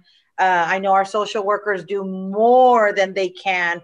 And I appreciate them, but we might just have to help everybody along and just see what are their concerns. It might not be COVID related, but we certainly can find a resource that can help them with whatever situation they are facing at the moment. Somebody was going to say something and I interrupted. I'm so sorry. No, Madam Chair, I just want to add to, the concerns. As a parent, a lot of the concerns could be that their parents got sick, and I'm going to use my own experience, okay? I came down with COVID last July. My son started, first he started off remote, but because of the way that me and my husband became so ill, I got scared, and that's when I stopped him from being remotely. And this is something that I also picked up on. When he first started remotely, he was doing really, really well. Then once he went back, starting on, going back to school with a plexiglass, and then it seemed like his grades dropped. But more so, I kept him remotely because I'm terrified of getting sick again, regardless. There are so many asymptomatic kids, and I love the fact that every week they are COVID. Like tomorrow is COVID testing for our kids. I love the fact that they're still. And I think the more people, as they're getting vaccinated, the more they're going to be able to control this virus, and hopefully we'll be able to have all our kids back. But when it comes to concerns, I think it's more of getting sick again, especially for those that have already experienced this. If it makes any sense, because I'm terrified of catching this thing again. So if my son were to come home with it, it would be devastating for me. So those are, legitimate concerns for the parents out there. How can we reach out to them and assure me that, look, I'm sending my son to school. How is he make sure that he's not going to come home and, get the rest of my family sick? How can we assure them is more of I think, that we need to put out there. The plexiglass is in place, the sanitizers, you name it. We're doing the COVID testing. Our teachers are being vaccinated. Yes, we're getting there. We are. So with that being said, I think one of the biggest concerns is nobody wants to get sick. And and that's just a given. That is just a given. But 1,000, I'm shocked. I am shocked. Maybe we'll have to do, since we canceled Cultural Arts Parade, maybe we'll do a Harlandale Spirit Day drive-by and get those kids to come back and we can, re-register them or find resources. I'm just kind of throwing it out there. I mean, we need to be creative. We need to be innovative so that we can bring them back. And you are correct, Miss. We need to do something creative to bring the morale back up in our community. Absolutely. Absolutely. Thank you, Ms. Carrillo. Thank you so much. Your concerns are duly noted, and I totally understand there's a lot of families out there that feel the same way you do. So thank you. Thank you very much. Anything else? No? Okay. Mr. Soto, can I move along to agenda item 5? Yes, you don't have anything else? Okay. So agenda item number 5, we have consent items. There are quite few consent items. I know that as board members, if we had any questions, concerns, we email administration to get those answers and concerns that we have answered. Is there anybody has a motion or any comments on our consent items? Madam Chair. Yeah, Madam Chair. Yes, Ms. Carrillo. I move to approve consent items A, B, C, D, E, F, G, H, I, J, K, L, M, N, O, P, and Q. Is there a second on Ms. Carrillo's motion? I second. Ms. Ortiz seconds it. Yeah. Yes, Mr. Moreno. So prior to that, and my mouse got stuck, I was actually going to make a subsequent amended motion. Okay. Okay.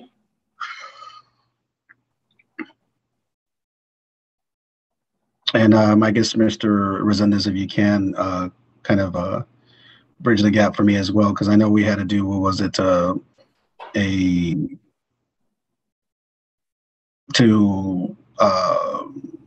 pull an item. How do we have to do it again? Because I know I want to do it correctly. I don't want to do it incorrectly, because I'm okay with. Okay, let me go ahead and let me redo the items. What items would you like to have pulled, sir? It's just item P. Item P? Okay, then, Madam Chair. Let me just say something. Once we pull consent item P, there cannot be any discussion on that. Is that correct, Mr. Resendez? So there can no longer be discussion on the other items, correct? Yes. Yes, but if whatever item we pull, there will be no discussion on that particular item once it's pulled, correct? Oh, for this motion, yes, that's correct. You're pulling from this particular motion. Yes, for this one. Okay. And it'll be remaining, and then you could have another motion on that one and discuss it in full. Yes. Okay, so go ahead. I'm making a subsequent motion. So what are we doing exactly? Can you go back? Because that's a little kind of new to me there. That isn't as clear. Yeah, so can you elaborate, Mr. Resendez? So my understanding, Ms. Carrillo is withdrawing her motion and making a new motion. That's to approve all of them with the exception of the one you wanted pulled, P. And so now she I can make a motion to approve and discuss, right? So she needs a second on her motion because she withdrew the first motion and somebody needs to second this motion. I haven't even gone for the second. Yes. Ms. Limon, is there one that any of my colleagues would like to pull before I go forward? No, I'm fine with Mr. Moreno's pulling on BP. Okay, then I move to approve consent items A, B, C, D, E, F, G, H, I, J, K, L, M, N, O, and Q, with the exception of P. Is there a second on Ms. Carrillo's motion? A second. Thank you, Ms. Limon.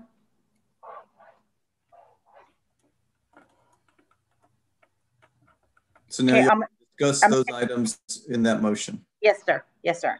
I'm going to take the vote on consent items A through Q except for P. Ms. Carrillo, yes or no to approve consent items A through Q except for P? Yes. Thank you. Ms. Limon? Yes. Thank you. Mr. Moreno? Yes. Thank you, sir. Ms. Ortiz? Yes. Thank you. Mr. Mancha? Yes. Thank you. And myself, yes. So consent items A through Q, except for P, motion passes. All right, Madam Chair, I'd like to make a motion to discuss item P. I'll second your motion. Mr. Moreno? Sure. So I know in looking at this particular item, and I've already, I have addressed it with our superintendent and with, our board president in regards to certain things that I'm kind of in favor of and some things that I'm not in favor of. So when we look at it, you should be on page 86 or 85 if you guys want to refer to it. The item is when it comes to employment of contractual personnel, it would omit the language that was there already to where it states the board delegates to the superintendent final authority to employ contractual personnel. Now, in discussing the matter and touching base with it, even when the first item first came out, the idea is really related to the employment, the final authority to our superintendent. I know we have a fine superintendent who focuses and values, the quality of our instruction and the quality of people that we hire. Although I do feel that in certain cases, it may be best to put the emphasis on maybe more so just towards the teaching staff, because from what I understand, Mr. Soto is very frank in saying that the most important element within or indicator of the success of the classroom, which I also believe is that teacher. So I know that the idea is to give them the ability to hire top-notch quality people throughout the year when it comes to teaching contractual staff, and perhaps even related to it. And looking at it, I do have some reservations based on my own experiences where we have had a superintendent with that ability, and you had certain things like a reduction in force. You've had things where Chapter 21 has been taken away from staff, and that's something that, with that previous experience and having someone that openly lies and tells you directly to your face, that things are not going to occur certain ways. So that definitely, puts me in a position where I feel it's important to maybe specify a little bit more when relating to this. The big thing about today in relation to everything else, whether it's CPS, SAWS, ERCOT, it's been accountability, and that's something that we've been pretty centered on as well, is we want to be accountable for different issues related to our school district, and we don't want to put the focus or the onus only on one person, and all of a sudden all the blame should be on one person. To us, we do have the ability to absorb some of those concerns, and to me, I think it would be best for us to perhaps modify what it states there. To me, I feel more comfortable in an item kind of related to our counterparts at Northside, where the superintendent does have the ability to employ contractual personnel, such as teachers and nurses and other additional staff in that category. But then the others would be kind of related to us. And I'm pretty sure, I don't know if Dr. Salinas or Mr. Soto might have the language already, but pretty much the board will retain final authority for employment of principals, vice principals, assistant principals, and other campus level administrators, as well as all central administrators at the director level. And then here, the board delegates to superintendent as any final authority for employment of all other contractual personnel. So something to that effect, I would be willing to compromise, even though I do have some apprehension, not because of our superintendent, but because of the experiences that I've had as an employee, and also knowing, great quality people that were unfortunately let go with somebody was willing to not necessarily be as transparent and utilize this in a negative fashion that left his previous school district in a much worse shape than he found it in. Thank you, Mr. Or Mr. Sotos, do you have that available? I believe Dr. Salinas has a few of the different language school districts, their language. Did you want to hear one, Mr. Moreno, or Madam Chair, are you still in discussion or what? Yes. Does anybody else, any of my other colleagues have something to say or want to comment? Ms. Ortiz? Yes, ma'am.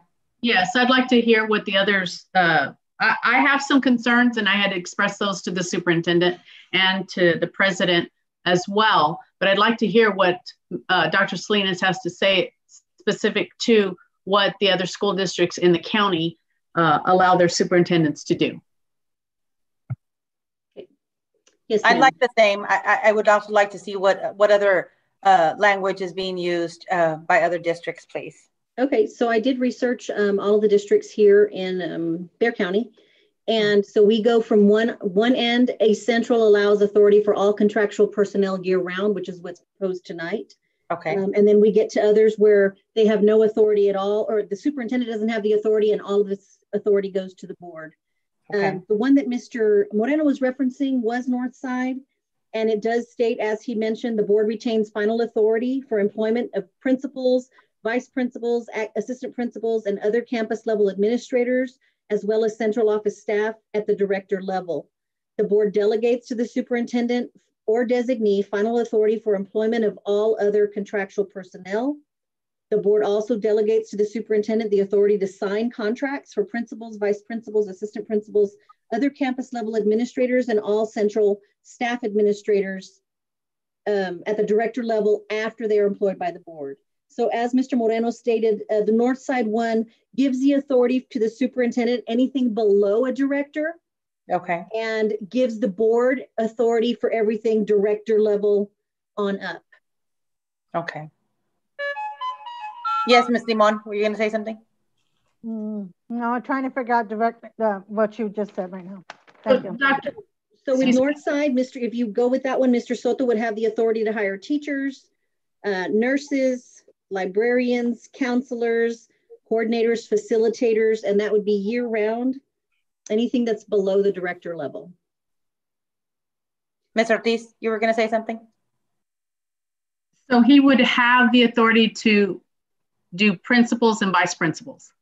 Well, actually not, because they're, depending on the pay scale, they're at a higher pay range. So the board with that one would have the authority for principals, academic deans, assistant principals, and central office administration at above the director level. Which is usually brought to the board in a personnel report, the recommendations. Okay. Correct. Okay. All the recommendations that we see are for teachers as well. And and I think that I think we might lose out on good opportunities to hire teachers or specialized instructors if we don't give that authority to our superintendent. It's my firm belief that he also should be able to hire principals and vice principals. But that's my 2 cents. Madam Chair. Yes, Ms. Limon. Yes, ma'am. I did talk to her superintendent, Mr. Soto, about this item, and I do concur to what Ms. Ortiz mentioned about hanging on to or making sure that he has authority to hire when he sees a great teacher, and this is what we're lacking, every time we see the personnel report, it's like, and that's the way I feel when I see a personnel report. When it comes to teachers, we need to make sure that we have teachers here long-term and not a revolving door. And I think when he's ready to catch them, when they're available, that's a great time for him, instead of waiting for us to say, yes, sir, no, sir. So I think great to have it, but please be transparent to us to let us know who you hired after the fact. So I thank you, Mr. Soto, Ms. Dr. Salinas, and pray to God we have good teachers already, but get some more coming out to us. Thank you, sweetie. Anybody else? Madam Chair. Yes, Mr. Mancha. Yes, sir. Are we making this a policy? Yes, it will be. Okay, just to be cautious. Nobody's job is guaranteed. Starting from the superintendent all the way down. What happens if we get a superintendent that wants to bring in his family, his colleagues? Then we're kind of left in the blank where we cannot, we'd have to change policy all over again. I don't have a problem with school teachers, nurses, librarians. I think that's great. I think administrative position, I think we do need to have a part of it, because a lot of the times, some of us know some of the people that are going to become principals. There's sometimes where we know a little bit more. Some of them are great at, when they meet one-on-one, but then when you put them in a classroom, in a school setting, they're totally the opposite. We had one incident at Adams Elementary School where the lady that ended up becoming our principal, she was fantastic, great, until she became principal. When she became principal, she brought us down completely. She was not prepared, but she did a great interview, awesome interview. So that would be my only cautious. If we leave it up to one person to decide, then the community is still going to come after us. And I don't want to say, well, it was Mr. Soto's fault. Because it's not only Mr. Soto's fault, it's also our fault. Because we're allowing it to happen. So that would be my only thing. I don't have no problem with anything other than the vice principal position. I do feel that we need to have some input in it. Thank you, Mr. Mancha. May I? I understand that we all, as a board, we have certainly done what I feel is a very, very good job at not micromanaging our superintendent. We have learned to be respectful of his position. We have learned to be respectful of our position individually as board members, and we have stayed in our lane. If we've learned something from Lone Star Governance, is stay in your lane. I do know that in the past, our district has been tainted by having someone bring in individuals who may not have been as prepared or experienced for a higher position. And I know that we've been hit by criticism about that. I do know that Mr. Soto has earned our trust. He has earned the ability to understand how important transparency is to the board. He has certainly earned our respect of making sure that he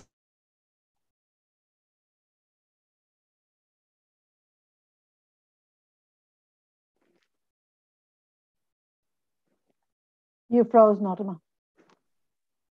I think Ms. Cavazos froze, right? Mm-hmm. Everybody, yes. I'll text her right now and let her know. He surrounds himself by, when did I freeze? Y'all stopped, y'all didn't want to hear me anymore. Froze about a minute ago. I'll wrap it up because I was talking to myself. I had a good speech, man. I had a good speech. He has earned our respect. He has surrounded himself with individuals who make him look good and make us succeed even more. I do know that Harlandale, we are a community that doesn't quite like change abruptly.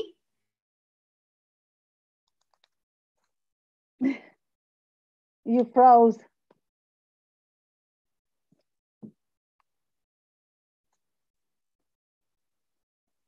And we like taking, oh, God. Okay, I give up. Nobody wants to hear me. Okay, this is what I propose. I propose that, yes, the language, maybe we can tweak it a bit.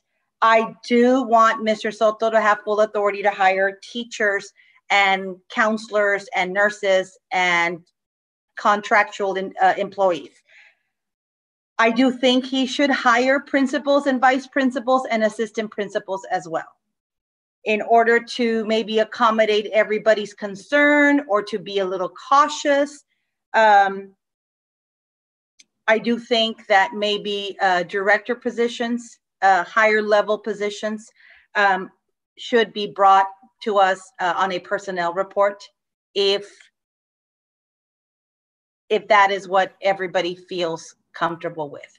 In my opinion, and this is solely my opinion, I'm not speaking for anybody else other than myself, I would give Mr. Soto full authority to do that because I know he's our leader and I know that he will do a good job. Not so that I can blame him if something goes wrong, because we're all accountable for what happens in our district.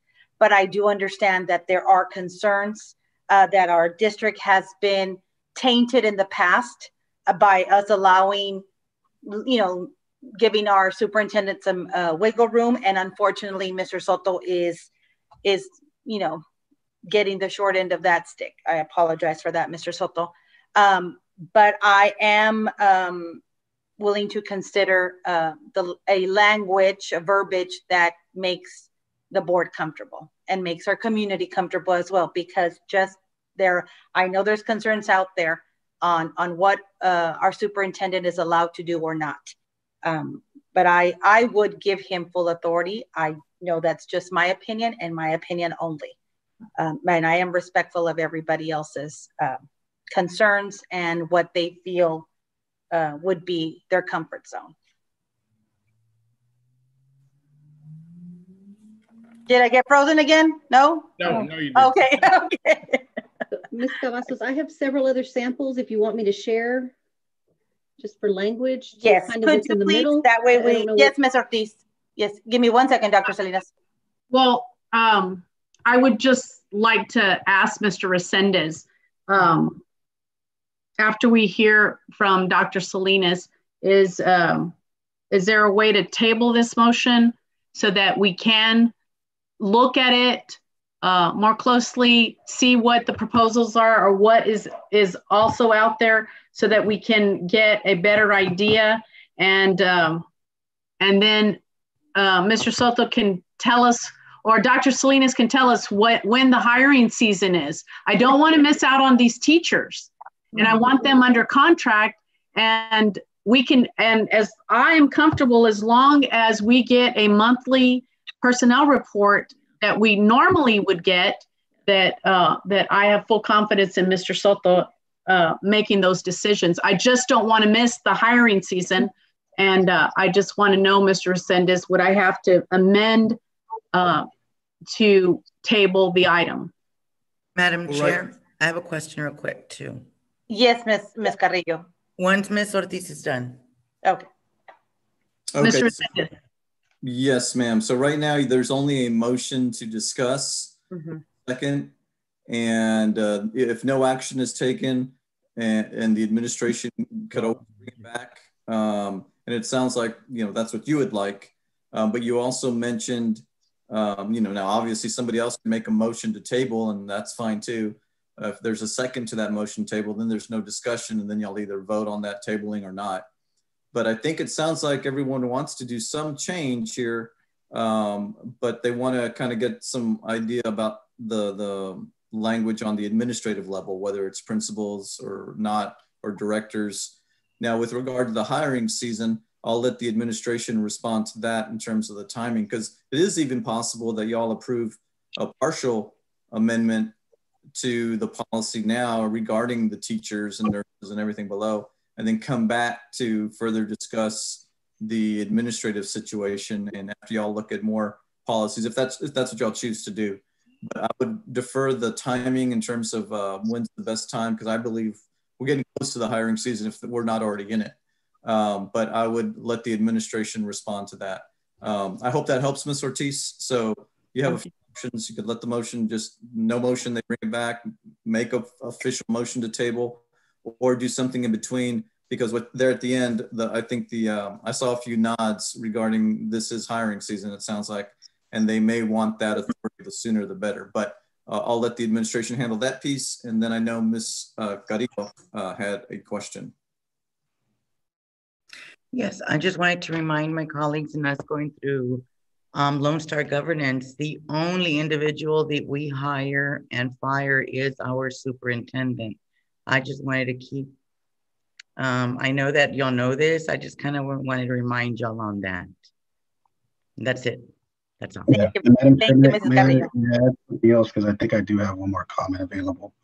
And obviously I'll ask the question towards Dr. Salinas.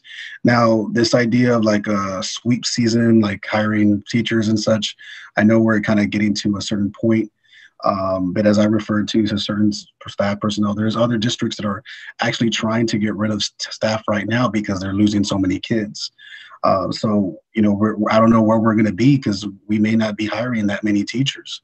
And so that's something that we got to consider. But not only that, but the fact of, you know, as I kind of, I don't know if this person's aware, but maybe people, when me going through the process that some of us have gone through, when it goes to getting hired as a position, when you're wanting to be at a certain school district, you're going to wait. You're not going to be like, oh yeah, you know what? I got 6 offers. I'm going to take the first one that can approve me. No, if you really want to be at Harlandale ISD, you're going to choose to be at Harlandale ISD, and you're probably going to get that offer, and you're going to be told by the principal, hey, we're going to bring you to the board. You just got to wait till like that Wednesday, and you're going to be okay. But I don't know, Dr. Salinas, is that inaccurate? Because I don't know, that's the experience I've had a couple of times. That was the experience. You're correct, sir. This year has been really crazy, where we've had people resigning throughout the year and then needing to hire, because some of the people, as you know, we mentioned last board meeting that we are looking at attritioning positions because we don't want to have to furlough. We don't want to have to tell anyone they don't have a job. Yeah. And so we're looking at numbers very closely. I know Mr. Hernandez mentioned them earlier, but people that we need to hire, you're going to see some today, like we need to hire them today. And we wouldn't want to lose out. And if we didn't have them today, I would hope that the board would want Mr. Soto to have the hiring authority for tomorrow, right? Or next week, and not having to wait a month. So yes, you're right.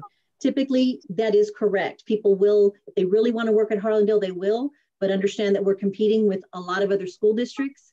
And although right now we might not have the kids, once we open up, once we get back and kids are going to start coming back, that's when we're going to want to make sure that we have Mr. Soto has the hiring authority. Yeah, and I think that's something too that, you know, we can extend the window, or as we said, the contractual personnel. To me, I'm okay with that.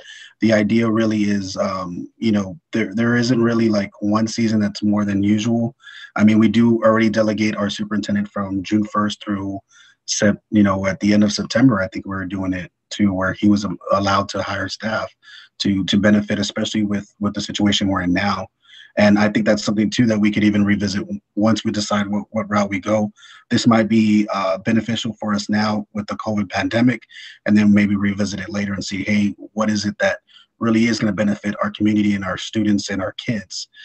Because that's something that perhaps isn't going to be something that we can take lightly. And to me, it's really the accountability. It's like, I'm not seeing this as a micromanaging. To me, it's, you know, we're working collaboratively with our staff.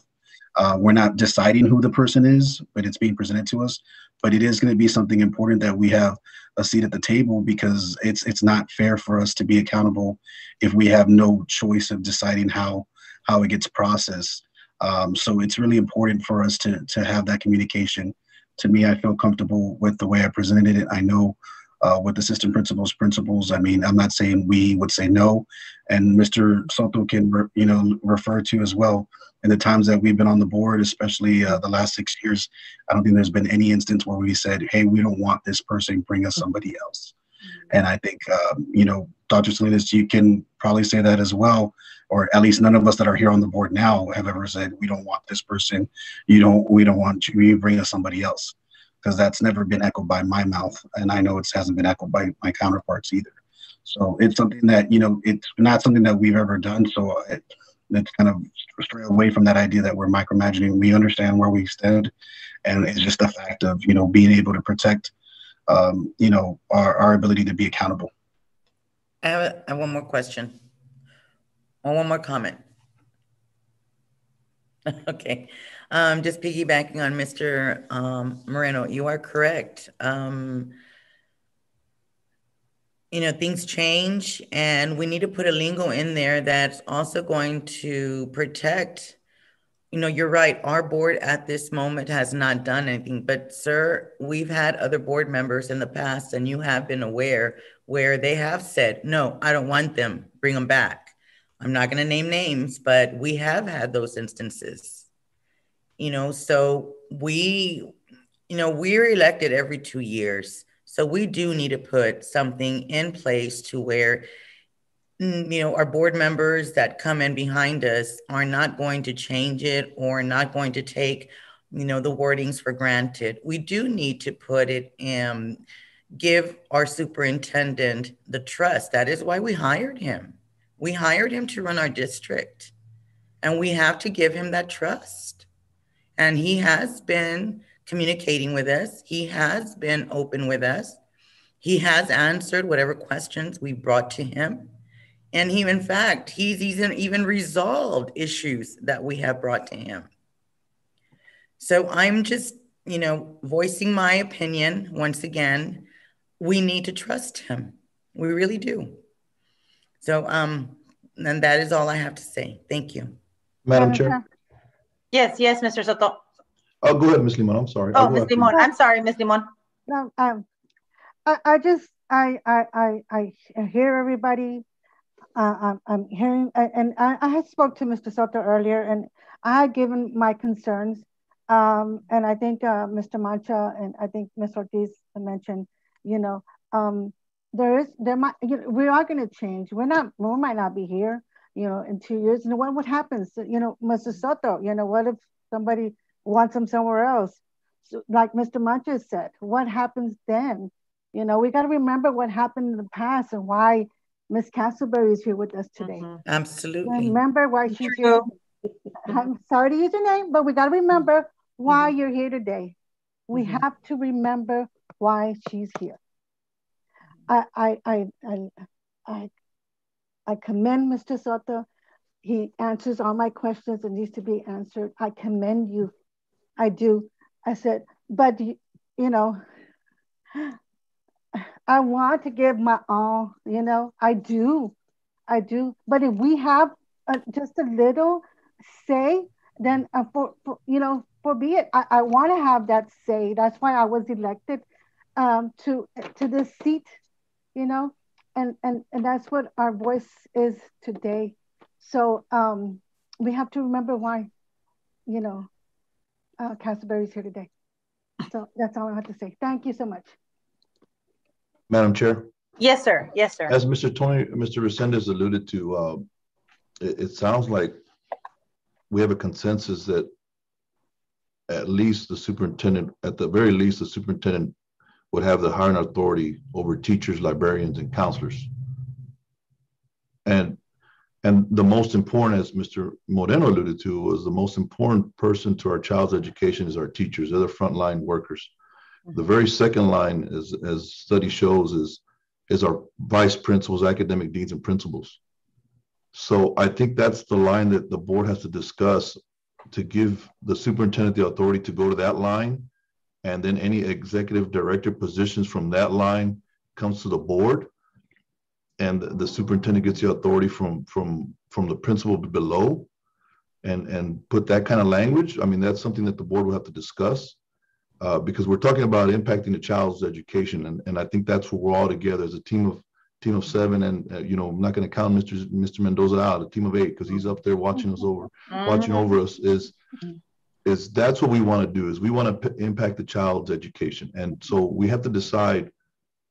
I would rather decide tonight, but I don't want to put any pressure on you guys. At least give us some authority. At least give me some authority to be hiring some teachers. And you're right, Mr. Moreno, there's going to be some attrition.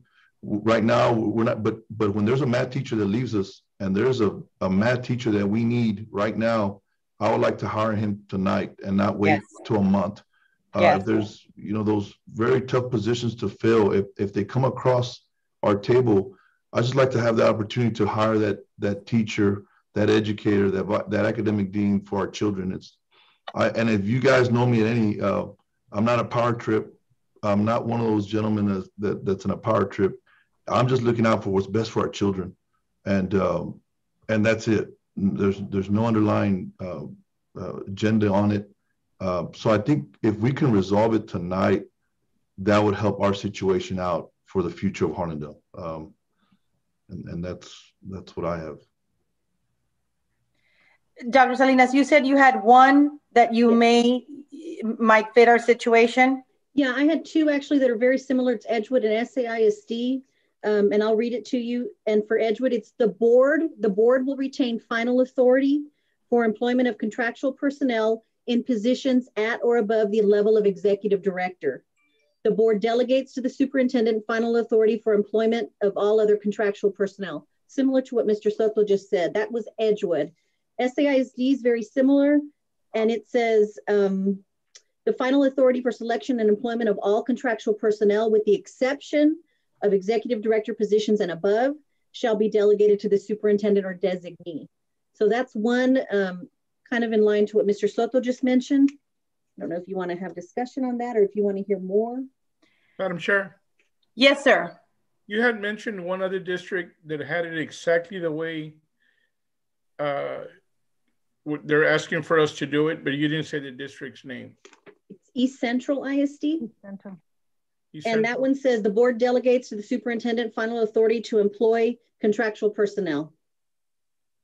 Thank you. Madam Chair. Yes, Mr. Moreno. So we can even do this. Dr. Salinas said the language is a little bit cumbersome. You can go to the Northeast one, and you can look at that one as well, DC local. I have it. I've already looked at them. So, you know, we have the board delegates to the superintendent final authority to employ contractual personnel in the following categories: classroom teacher, librarian, school counselor, school nurse. The employees in these categories should receive the appropriate contracts required by applicable law and board policy. The superintendent has full authority to make that subcategory of central office and campus administrators. The superintendent has full authority to make recommendations to the board regarding the selection of contractual personnel in the following categories: central office administrator from the director level and above, and campus administrator, including principals and assistant principals. the board retains final authority for employment of contractual personnel in these categories. So I don't know if the verbiage is better there than the way it was phrased for Northside, but it's essentially kind of the same thing. I mean, that's kind of the ones I'm looking at. SAISD Edgewood, I just don't feel comfortable with those groups. They're just not, I don't think they've had a great support from their staff and personnel when it comes to it. Mr. Moreno, what you just cited was Northeast? Yes. Was it Northeast? Okay. Okay. Anybody else before we move to motion? Dr. Castleberry, did you want to say something? Well, I think you need to pay close attention to your superintendent's recommendation. Yes. You know, you've hired him to do the job, and he's telling you what he needs to be able to do the job that he thinks needs to be done. Mm-hmm. He did that first with the draft that's in your board book, the draft that you're looking at. If you're absolutely not comfortable with that, then go with the recommendation that he's given tonight. But he's telling you what he needs to do the job. And if you decide that you're going to make decisions that he should be making, then you can't hold him responsible for doing the job. Mm-hmm. So I think you need to pay attention to his recommendations. Thank you, Dr. Castleberry. Madam Chair, last thing then. Yes, Mr. sir. Soto, is this coming from you, or where is this coming from, this indoctrination? Would you like to share and elaborate? Is this your decision, or is this being shared with you? Yes, it was discussed, Mr. Moreno, as you asked me over the phone. Me and Dr. Salinas were discussing during that winter freeze on some holdups that we had on some of our staff that we needed to recommend. We ended up putting on a special call board meeting. A week later, Dr. Salinas, maybe a week and a half later. But then after discussion, we ended up saying it would benefit the district if we can expedite some of these hiring, since we don't want to lose any time, as we said, especially in the classroom. But again, the impact of academic deans and vice principals and principals is also it's also grand. So that's where I scaled it down from going from the entire executive leadership to saying, you know what, at least campus leadership to teachers, counselors, and librarians, nurses.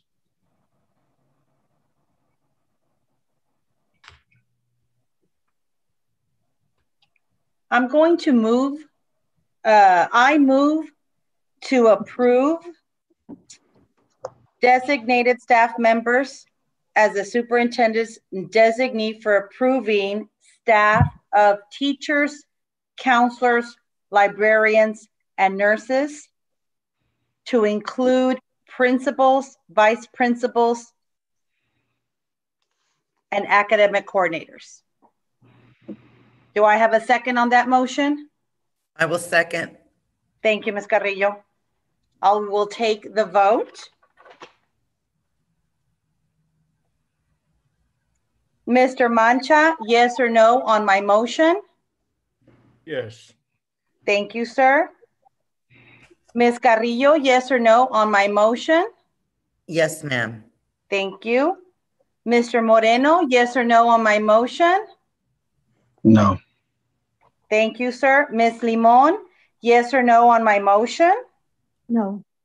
Thank you, ma'am. Ms. Ortiz, yes or no on my motion? Yes. Thank you. And myself, yes.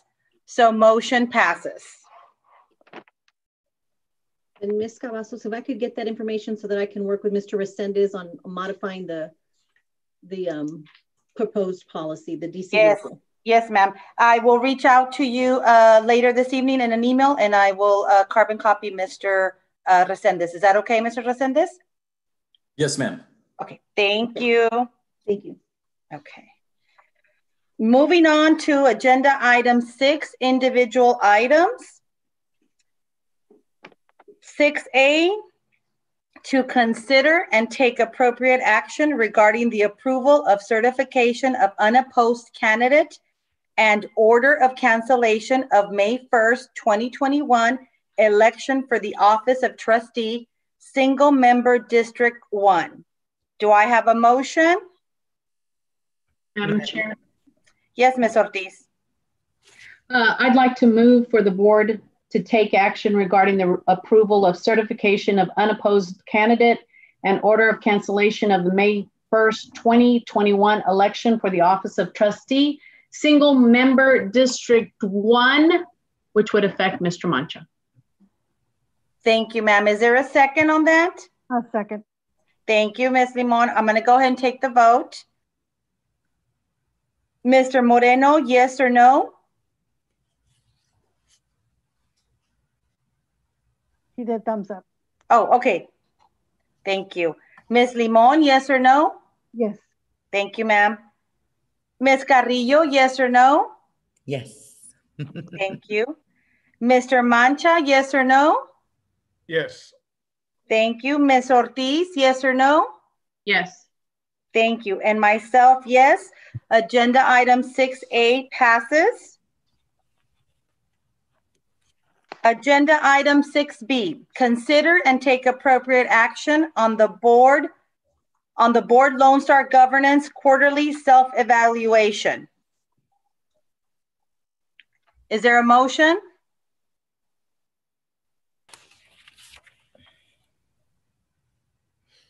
Madam Chair?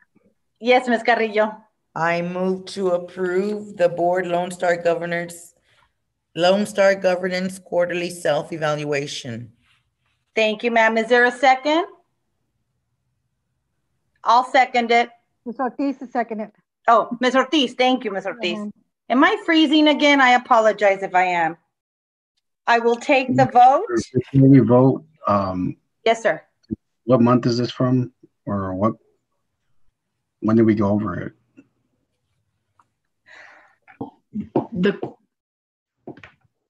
That was from January. We're going to go over it tonight, Ms. Cavazos. We're going to go ahead and... Yeah, are we supposed to go over it before we yes. approve it? So I don't have that in front of me though, Mr. Soto. Was it in the board book? Yeah, it wasn't in the board book.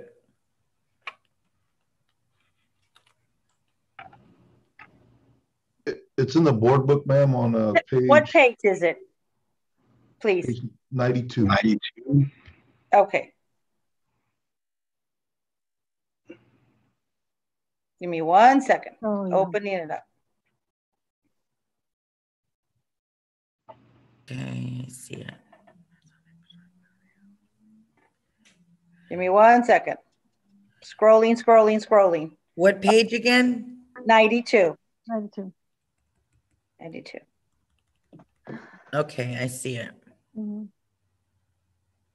Okay. So Vision 1, is everybody on there? Yes. Okay. Redirect me, somebody, if I'm making it a mistake. Vision 1 is the board has adopted student outcome goals. We are preparing to focus. Have we adopted a vision statement? We have.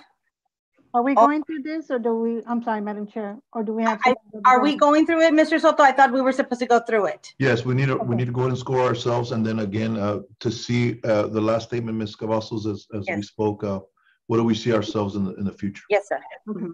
Yes. Sorry, Ms. McNally is here, so. Okay, good, Ms. McNally, good. Do you want to walk us through it, Ms. McNally, if you don't mind?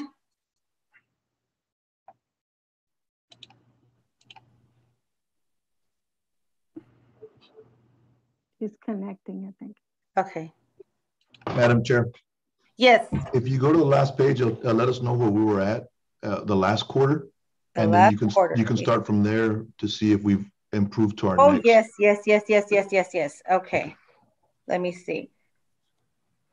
So Vision 1, our last quarter we were at 12, correct? Yes, ma'am. Yes, ma'am. Yes. Let me scroll. Okay. So we were at 12, so we met focus. Okay. All board members and the superintendent agree that the student outcome goals will challenge the organization, require adult behavior change, are influenceable by the superintendent, and are the superintendent's first priority for resource allocation. We've done all of that. The board relied on a root cause analysis, comprehensive student needs assessment, and or similar research-based tool to inform the identification of and prioritization of all student goal outcomes. So where do we see ourselves from there? We've already met focus. Linda, have we met? Linda. Yes, is Linda here, Miss Linda? Can you hear me? Yes, Miss Linda. Hi, Miss Linda. Good evening. Hello. Good evening. I also have my phone on in case I get disconnected. Okay. So I think you may hear some bleed back. I apologize. I was just checking. We need to look then at the last column, number 15, on master's focus, and see if you actually meet that. And so if you just read through and let board members either agree or disagree, we're just reaching consensus. Okay. If you did not reach the column of master's focus, then you stay at column 12 under meets focus. Okay. But then we project the next quarter, we would like to be at the last column at master's focus at 15. Yes, ma'am. So yes, master's focus is all board members and the superintendent have committed to the vision and student outcome goals to memory, know the current status of each student outcome goal, and agree there is a board community ownership of the board's vision and student outcome goals through involvement and communication with students, staff, and community members. I am under the impression, or I feel we've done the first and second, but we have not had any town hall meeting to communicate ownership of that with our community. Okay. And all board members have committed goals to memory? That's the question. Do they have them memorized pretty well? I will be honest, I don't have them memorized pretty well. I don't. I'm very honest. Okay. So we may still be at meets focus. Then we're at the meets. Yes. We're at meets focus. So then, right. So, but you're projecting that by May, we're 2 months out, you guys see what is ahead of you, and then you start to, okay, these are the things that we need to do. We hope by May, but if not by May, then by August. Those are your goals. Yes. And they're easy goals. We can do it. We can do it. Okay, so we are in Vision 2. Vision 2, are we at meets focus, Miss Linda? Is that where we left off last quarter? Let me see. Yes, Vision 2, we were at meets focus. Okay, let me scroll back up. My apologies.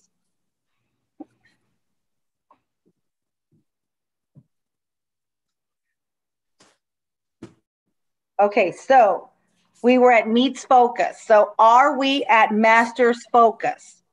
Are we, all board members and the superintendent agree there is broad community ownership of the GPMs through involvement and communication with students, staff, and community members? We're not quite there yet. Yes, yes, go ahead, Mr. Moreno. No, we're still at the meet. I mean, a lot of these things are very difficult to navigate, especially when we have the ability to go through it, and then that isn't reliable, and all these other outcomes that are, all these other variables that are kind of hindering us. So vision number 1, we're still at meets focus, but in May, hopefully we'll be in master's focus. Vision number 2, we're still at meets focus. Does everybody agree to that? We're hoping we can get a town hall meeting and get the community involved on that. So vision number 3, that's board adopted constraints. And on Vision 3, last quarter, we were at 9.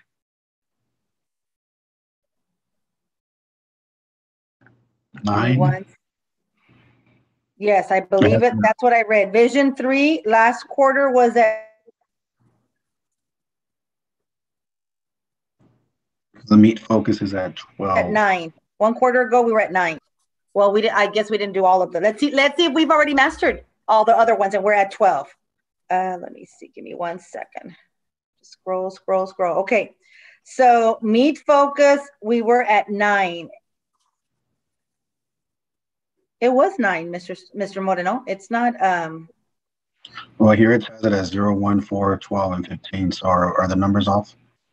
I'm looking at the adopted constraints, vision number 3.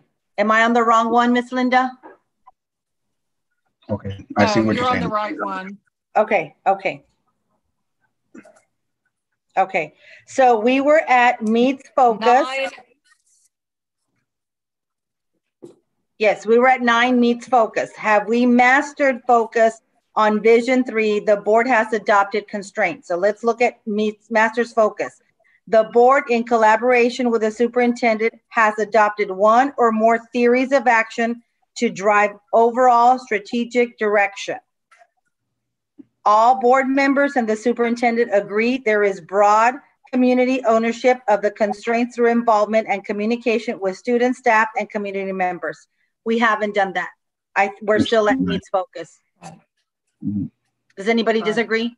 Which is.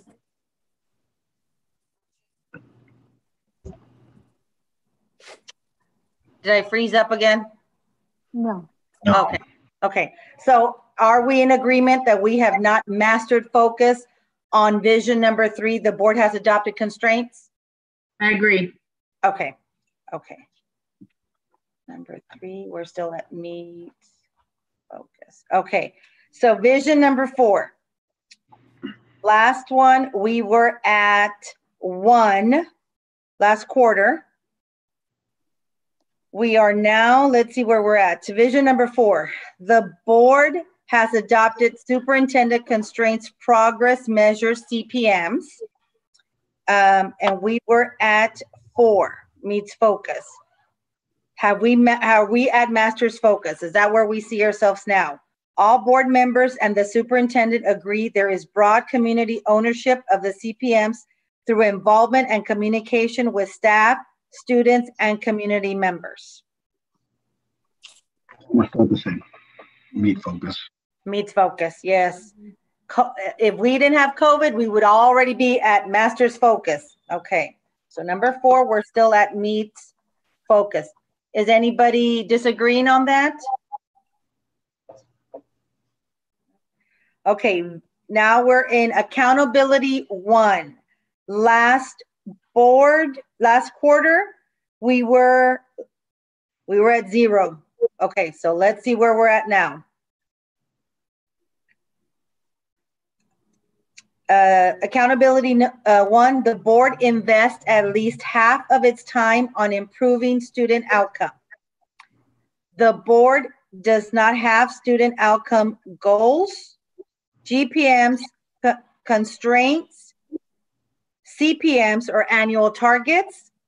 The board does not track its use of time in board authorized public meetings, and the board does not have a monitoring calendar.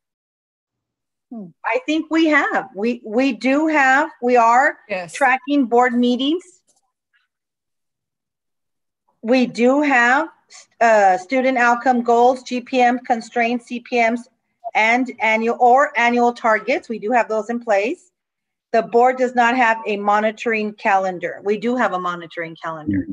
Yes. So we have already completed the does not meet focus. We are at preparing to focus. Let's see where we're at on that one.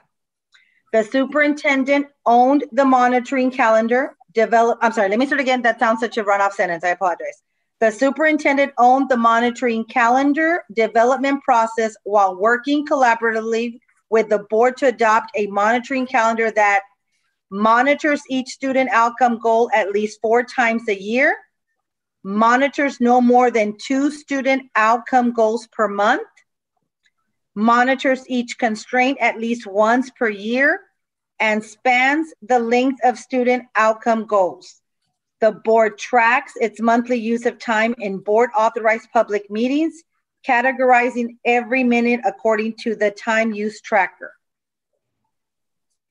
We're at 1 at minimum. I'm sorry? We're at 1 at the minimum. Yes. Yes, I agree with that. Any other board members disagree or agree with us?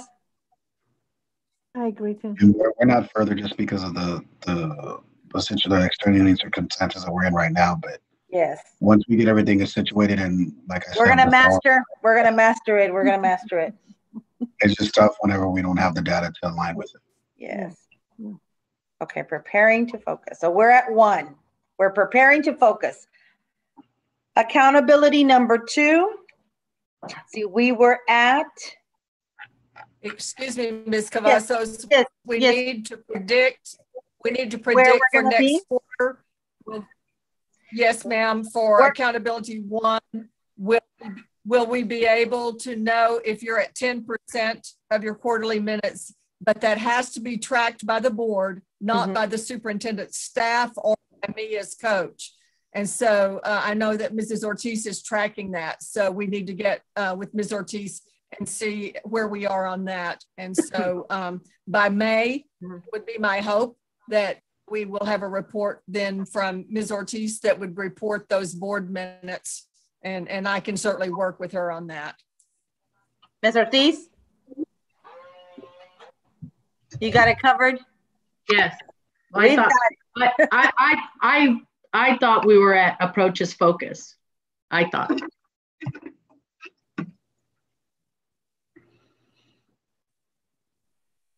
Have we? 10%? I don't know if we have the annual targets yet. I know we have a baseline.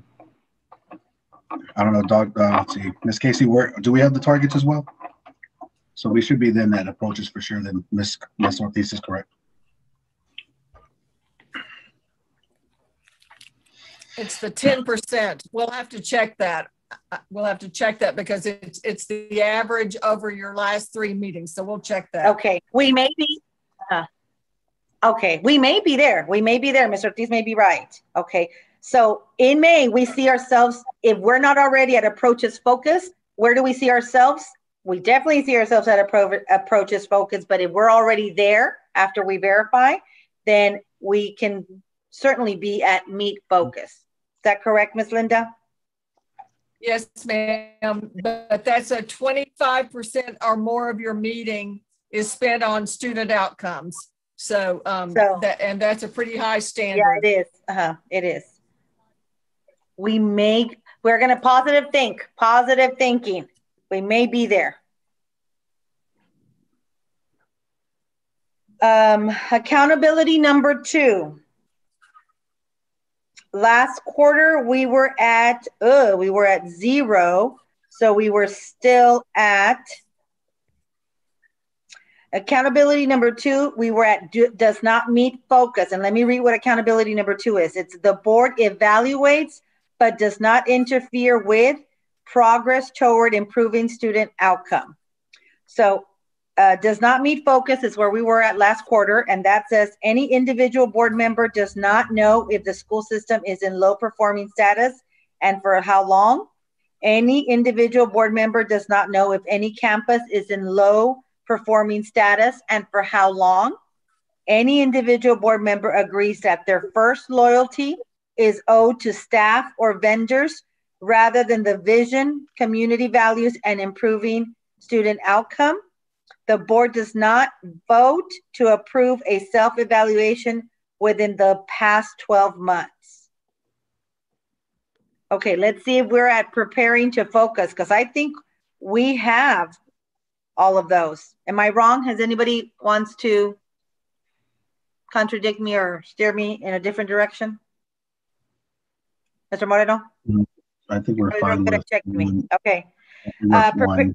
We're at 1, preparing to focus. The board has performed a self-evaluation within the previous 12 months using a research-aligned instrument. Performed We have done that. Performed a superintendent annual evaluation no more than 15 months ago. We've done that. Been provided copies of the superintendent's implementation plan to make progress towards the student outcome goals. And we've done that. And not voted to approve superintendent's implementation plan unless required by law. Which basically means you're allowing him his reports from cabinet to tell you what's going on in campuses, but you are not voting on it because that's his area. He's providing you the how. That's his job. So we are definitely preparing to focus. Are we at approaches focus? Unless you're does anybody think otherwise? No. No? Okay. I'm relying on you, Mr. Moreno, to correct me if I'm wrong. Are we at approaches focus? The board performs self-evaluations using the LSG integrity instrument. Performed a self-evaluation no more than 45 days prior to the most recent Yeah, that was just difficult because of the data and the lack of, and then having our superintendent still be kind of early in his stage. So we should still be probably a 1, guys. Superintendent evaluation. We just did our evaluation. No? I think we're still at a 1. I think the tough part is the monitoring with the evaluation of, the goals and the constraints, because we're still kind of getting those together. And we're getting that information. Okay. Yeah. Okay. We're going to structure. Last quarter, we were at 1. Let's see. So we were at preparing to focus. Are we at approaches focus? Structure is the board operates in a way to allow the superintendent to accomplish the vision. Approaches focus is all consent eligible items were placed on the consent agenda and more than 3/4 of the items were voted on using a consent agenda. We've done that. The adopted monitoring calendar has not been modified during the past quarter. Has it been modified? I don't think it has. No. So we're definitely at approaches focus. Where do we see ourselves in May? Do we see ourselves in meet focus? I would hope so, yes. Yes. Meets focus is, meets focus is, give me 1 second, I'm sorry, I lost my. It's the average of meetings and the average time per meeting. Yes. Board authorized public meetings in the last quarter did not exceed an average of 4 meetings per month, an average time of 3 hours per meeting, and an average of 5 other topics per meeting. The board has reviewed its existing local policies and only adopted local policies pertaining to board work. I think one of the things that's keeping us from being at meets focus is the average time of the meetings. Is that correct, Ms. Linda? I would agree, but check with your board. See. Okay. Anybody think otherwise? I disagree. You think we're already there, Ms. Ortiz? Yes, I do. I think that our board meetings have been shorter depending on the amount of items that need to get approved and considered. I think that our board meetings have gone down considerably from when I first started. I know that. Okay. So I think we're already at meets focus. Yeah, I can definitely see what Ms. Ortiz is saying. I know a lot of times we've been having to address other items related to things that are not student-centered, but that's unfortunately considered school business, so we're having to address it. So I mean, do I think we're there yet? Possibly not. Maybe on paper we can't say that we're there to designate it that way, but and theoretically I say we're there already, but we just have to have some of these things to kind of just wash themselves away in terms of COVID and having the accessibility, because I mean we're maximizing our time as best as we can. Yes, true. There's a lot. I'm sorry, Mr. Moreno. I apologize. Go ahead. Well, with that said, I'm gonna have to excuse myself real quick, and then I'm gonna come back. Okay. Okay. No problem, sir. Yes, I think that because of COVID, there has been more issues that we've had to discuss. But I agree. I think we may be at meets focus.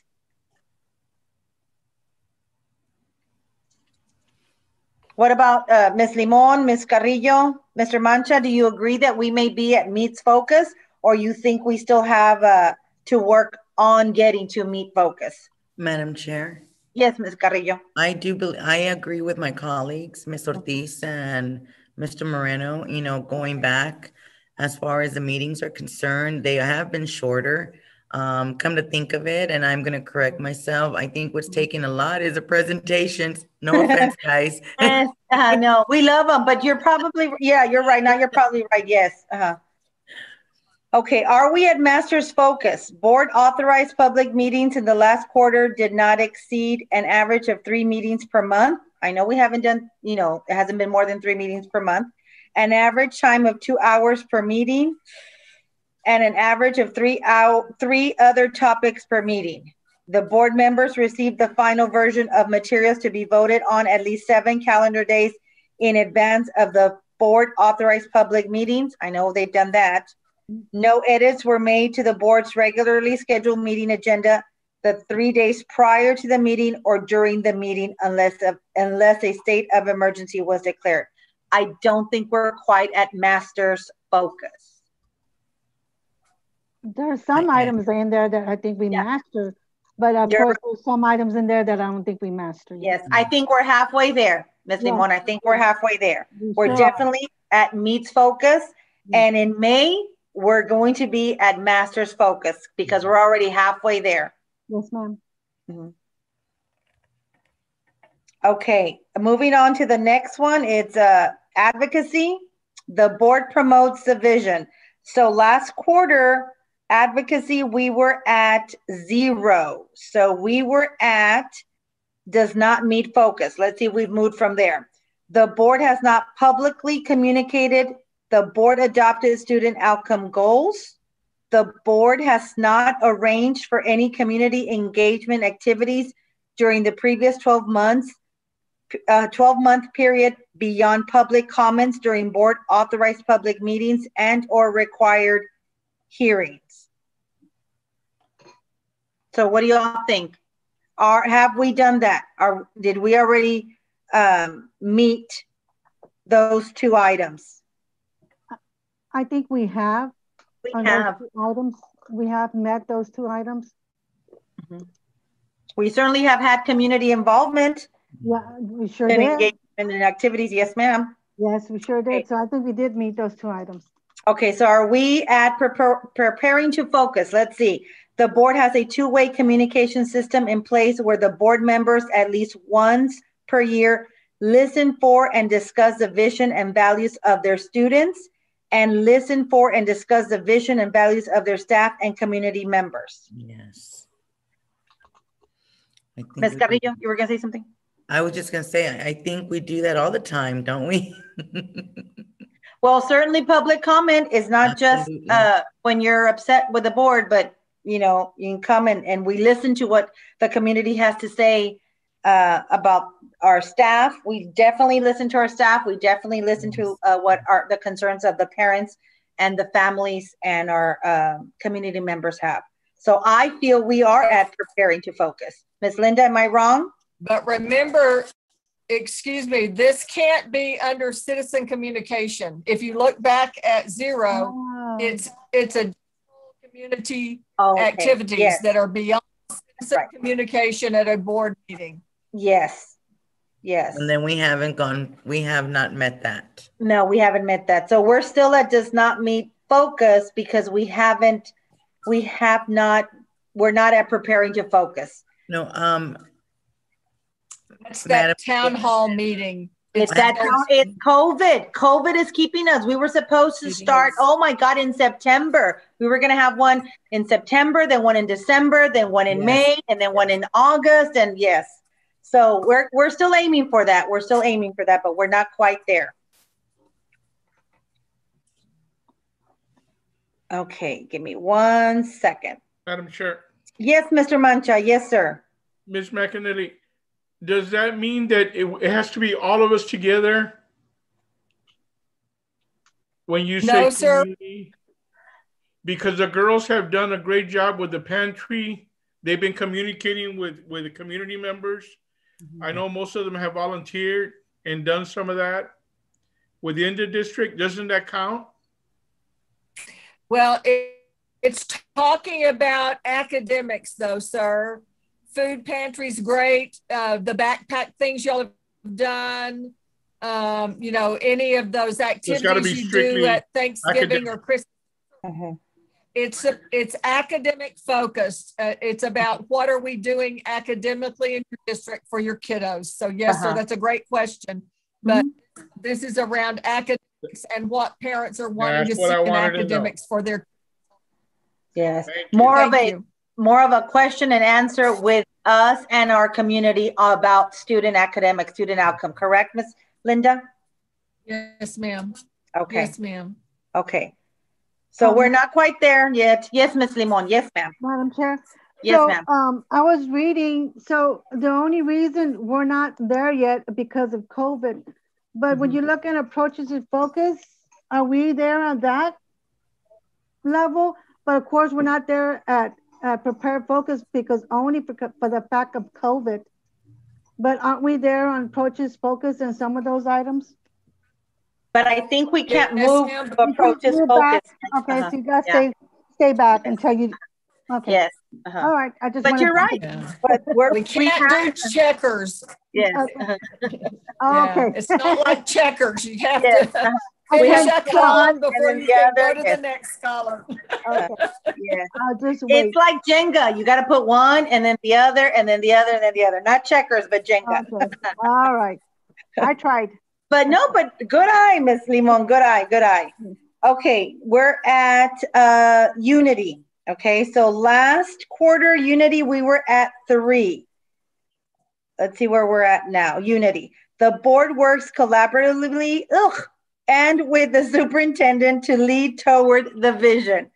So we were at 3, we were at approaches focus. Are we at meets focus?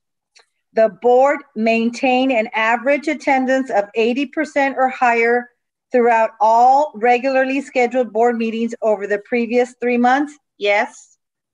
Agrees that all members have adhered to all policy governing board operating procedures? Yes.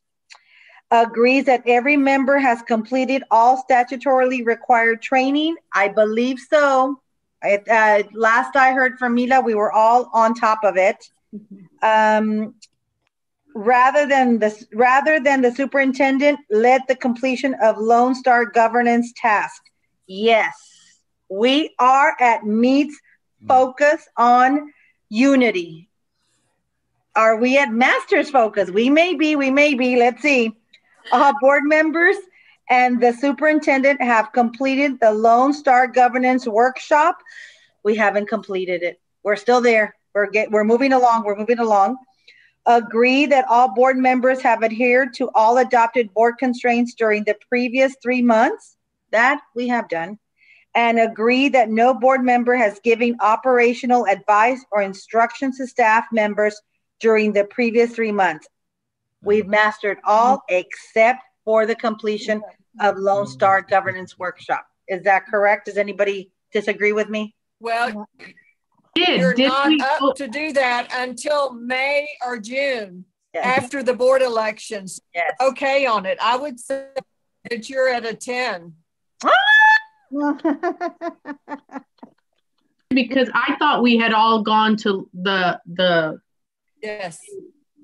We've all completed the Lone Star Governance Workshop. Okay. I don't know why I thought that we were still lacking one. But was our last one at STEM High School? No? Oh, okay. Well, good. We are at Master's Focus on board, on Unity. That's neat. Applause to all of us. I love it. Okay, Ms. Linda, so guide me. Do I need to tally up this current quarter? At the end of the board meeting, I think probably Mila or Miss Blanche will have that for you, and then all of you sign it as long as everybody's in consensus. They all agree. And we want Mr. Moreno to make sure he agreed on that last one since he stepped away, please. Yeah, he'll be returning, but that he can go ahead and review it once Mila or Blanche presents that to us. Okay, well, thank you. I know there was already a motion that was made, and there was a second on the motion, if I'm not mistaken, right? Yes. That's correct, to accept it. So we're going to do the vote. We still have a quorum. I know Mr. Moreno stepped out, but we're going to go ahead. I'm going to take the vote. Give me 1 second. So Ms. Limon, yes or no on individual item 6B? Yes. Thank you, ma'am. Ms. Carrillo, yes or no on agenda item 6B? Yes. Thank you, ma'am. Ms. Ortiz, yes or no on agenda item 6B? Thank you, Ms. Ortiz.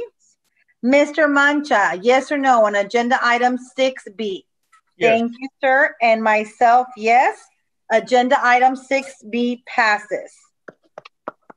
Okay. Agenda item 7. Convene in closed session as authorized by the Texas Government Code, Chapter 551, Sections 551.071 through 551.084 for 7A to discuss and take appropriate action on the recommended regular personnel report, TGC 551.074.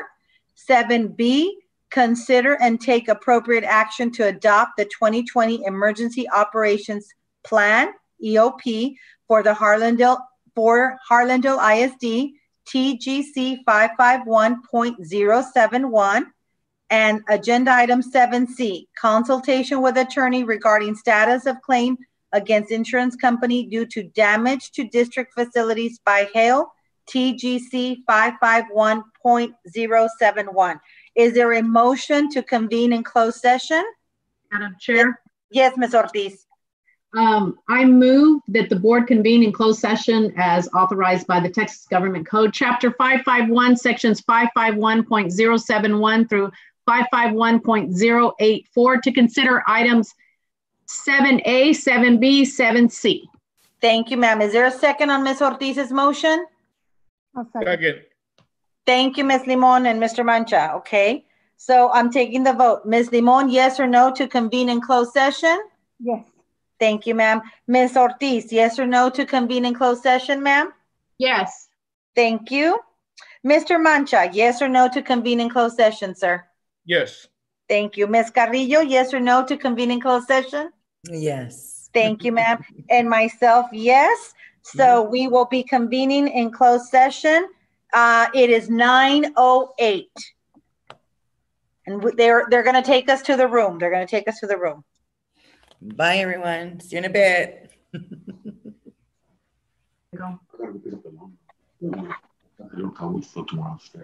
Oh, where is it?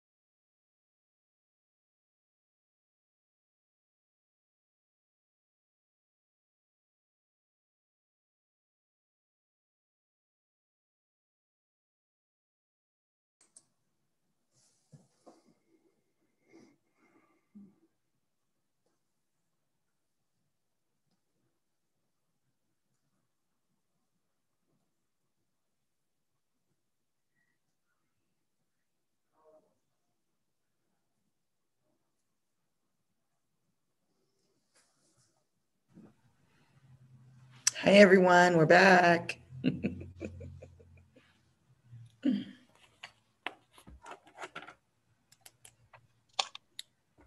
Is everybody back?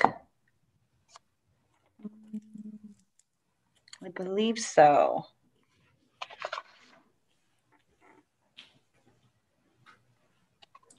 Okay, so it is 9:57. We are back in open session. Are there any motions for agenda item 7A? Madam Chair? Yes, ma'am.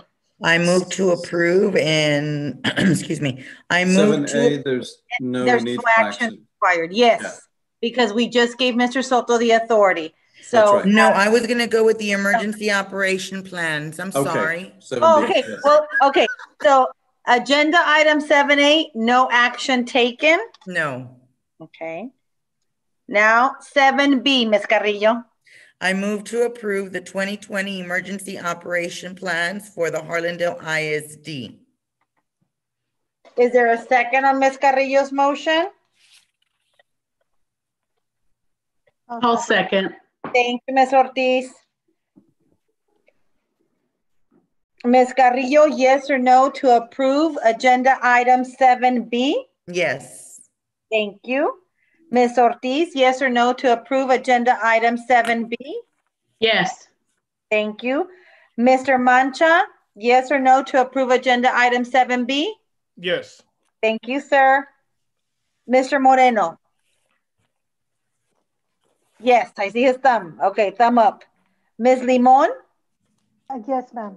Thank you. And myself, yes. So agenda item 7B passes. Agenda item 7C, no action taken at this time. Agenda item 9. Madam Ms. Chair, Carrillo? I move to adjourn. Is there a second on Ms. Carrillo's motion? I second. Ms. Limon seconds it. I will take the vote. Mr. Moreno, yes or no to adjourn tonight's meeting? Thank you, sir. Ms. Limon, yes or no to adjourn tonight's meeting? Yes, ma'am. Thank you. Ms. Carrillo, yes or no to adjourn tonight's meeting? Yes. Thank you. Ms. Ortiz, yes or no to adjourn tonight's meeting? Thank you. Mr. Mancha, yes or no to adjourn tonight's meeting? Yes. Thank you, sir. And myself, yes. So it is 10 o'clock on the dot and we are adjourning for the evening. Thank you very much. You all be safe. Good night, everybody. Good night to my grandbabies. Thank you.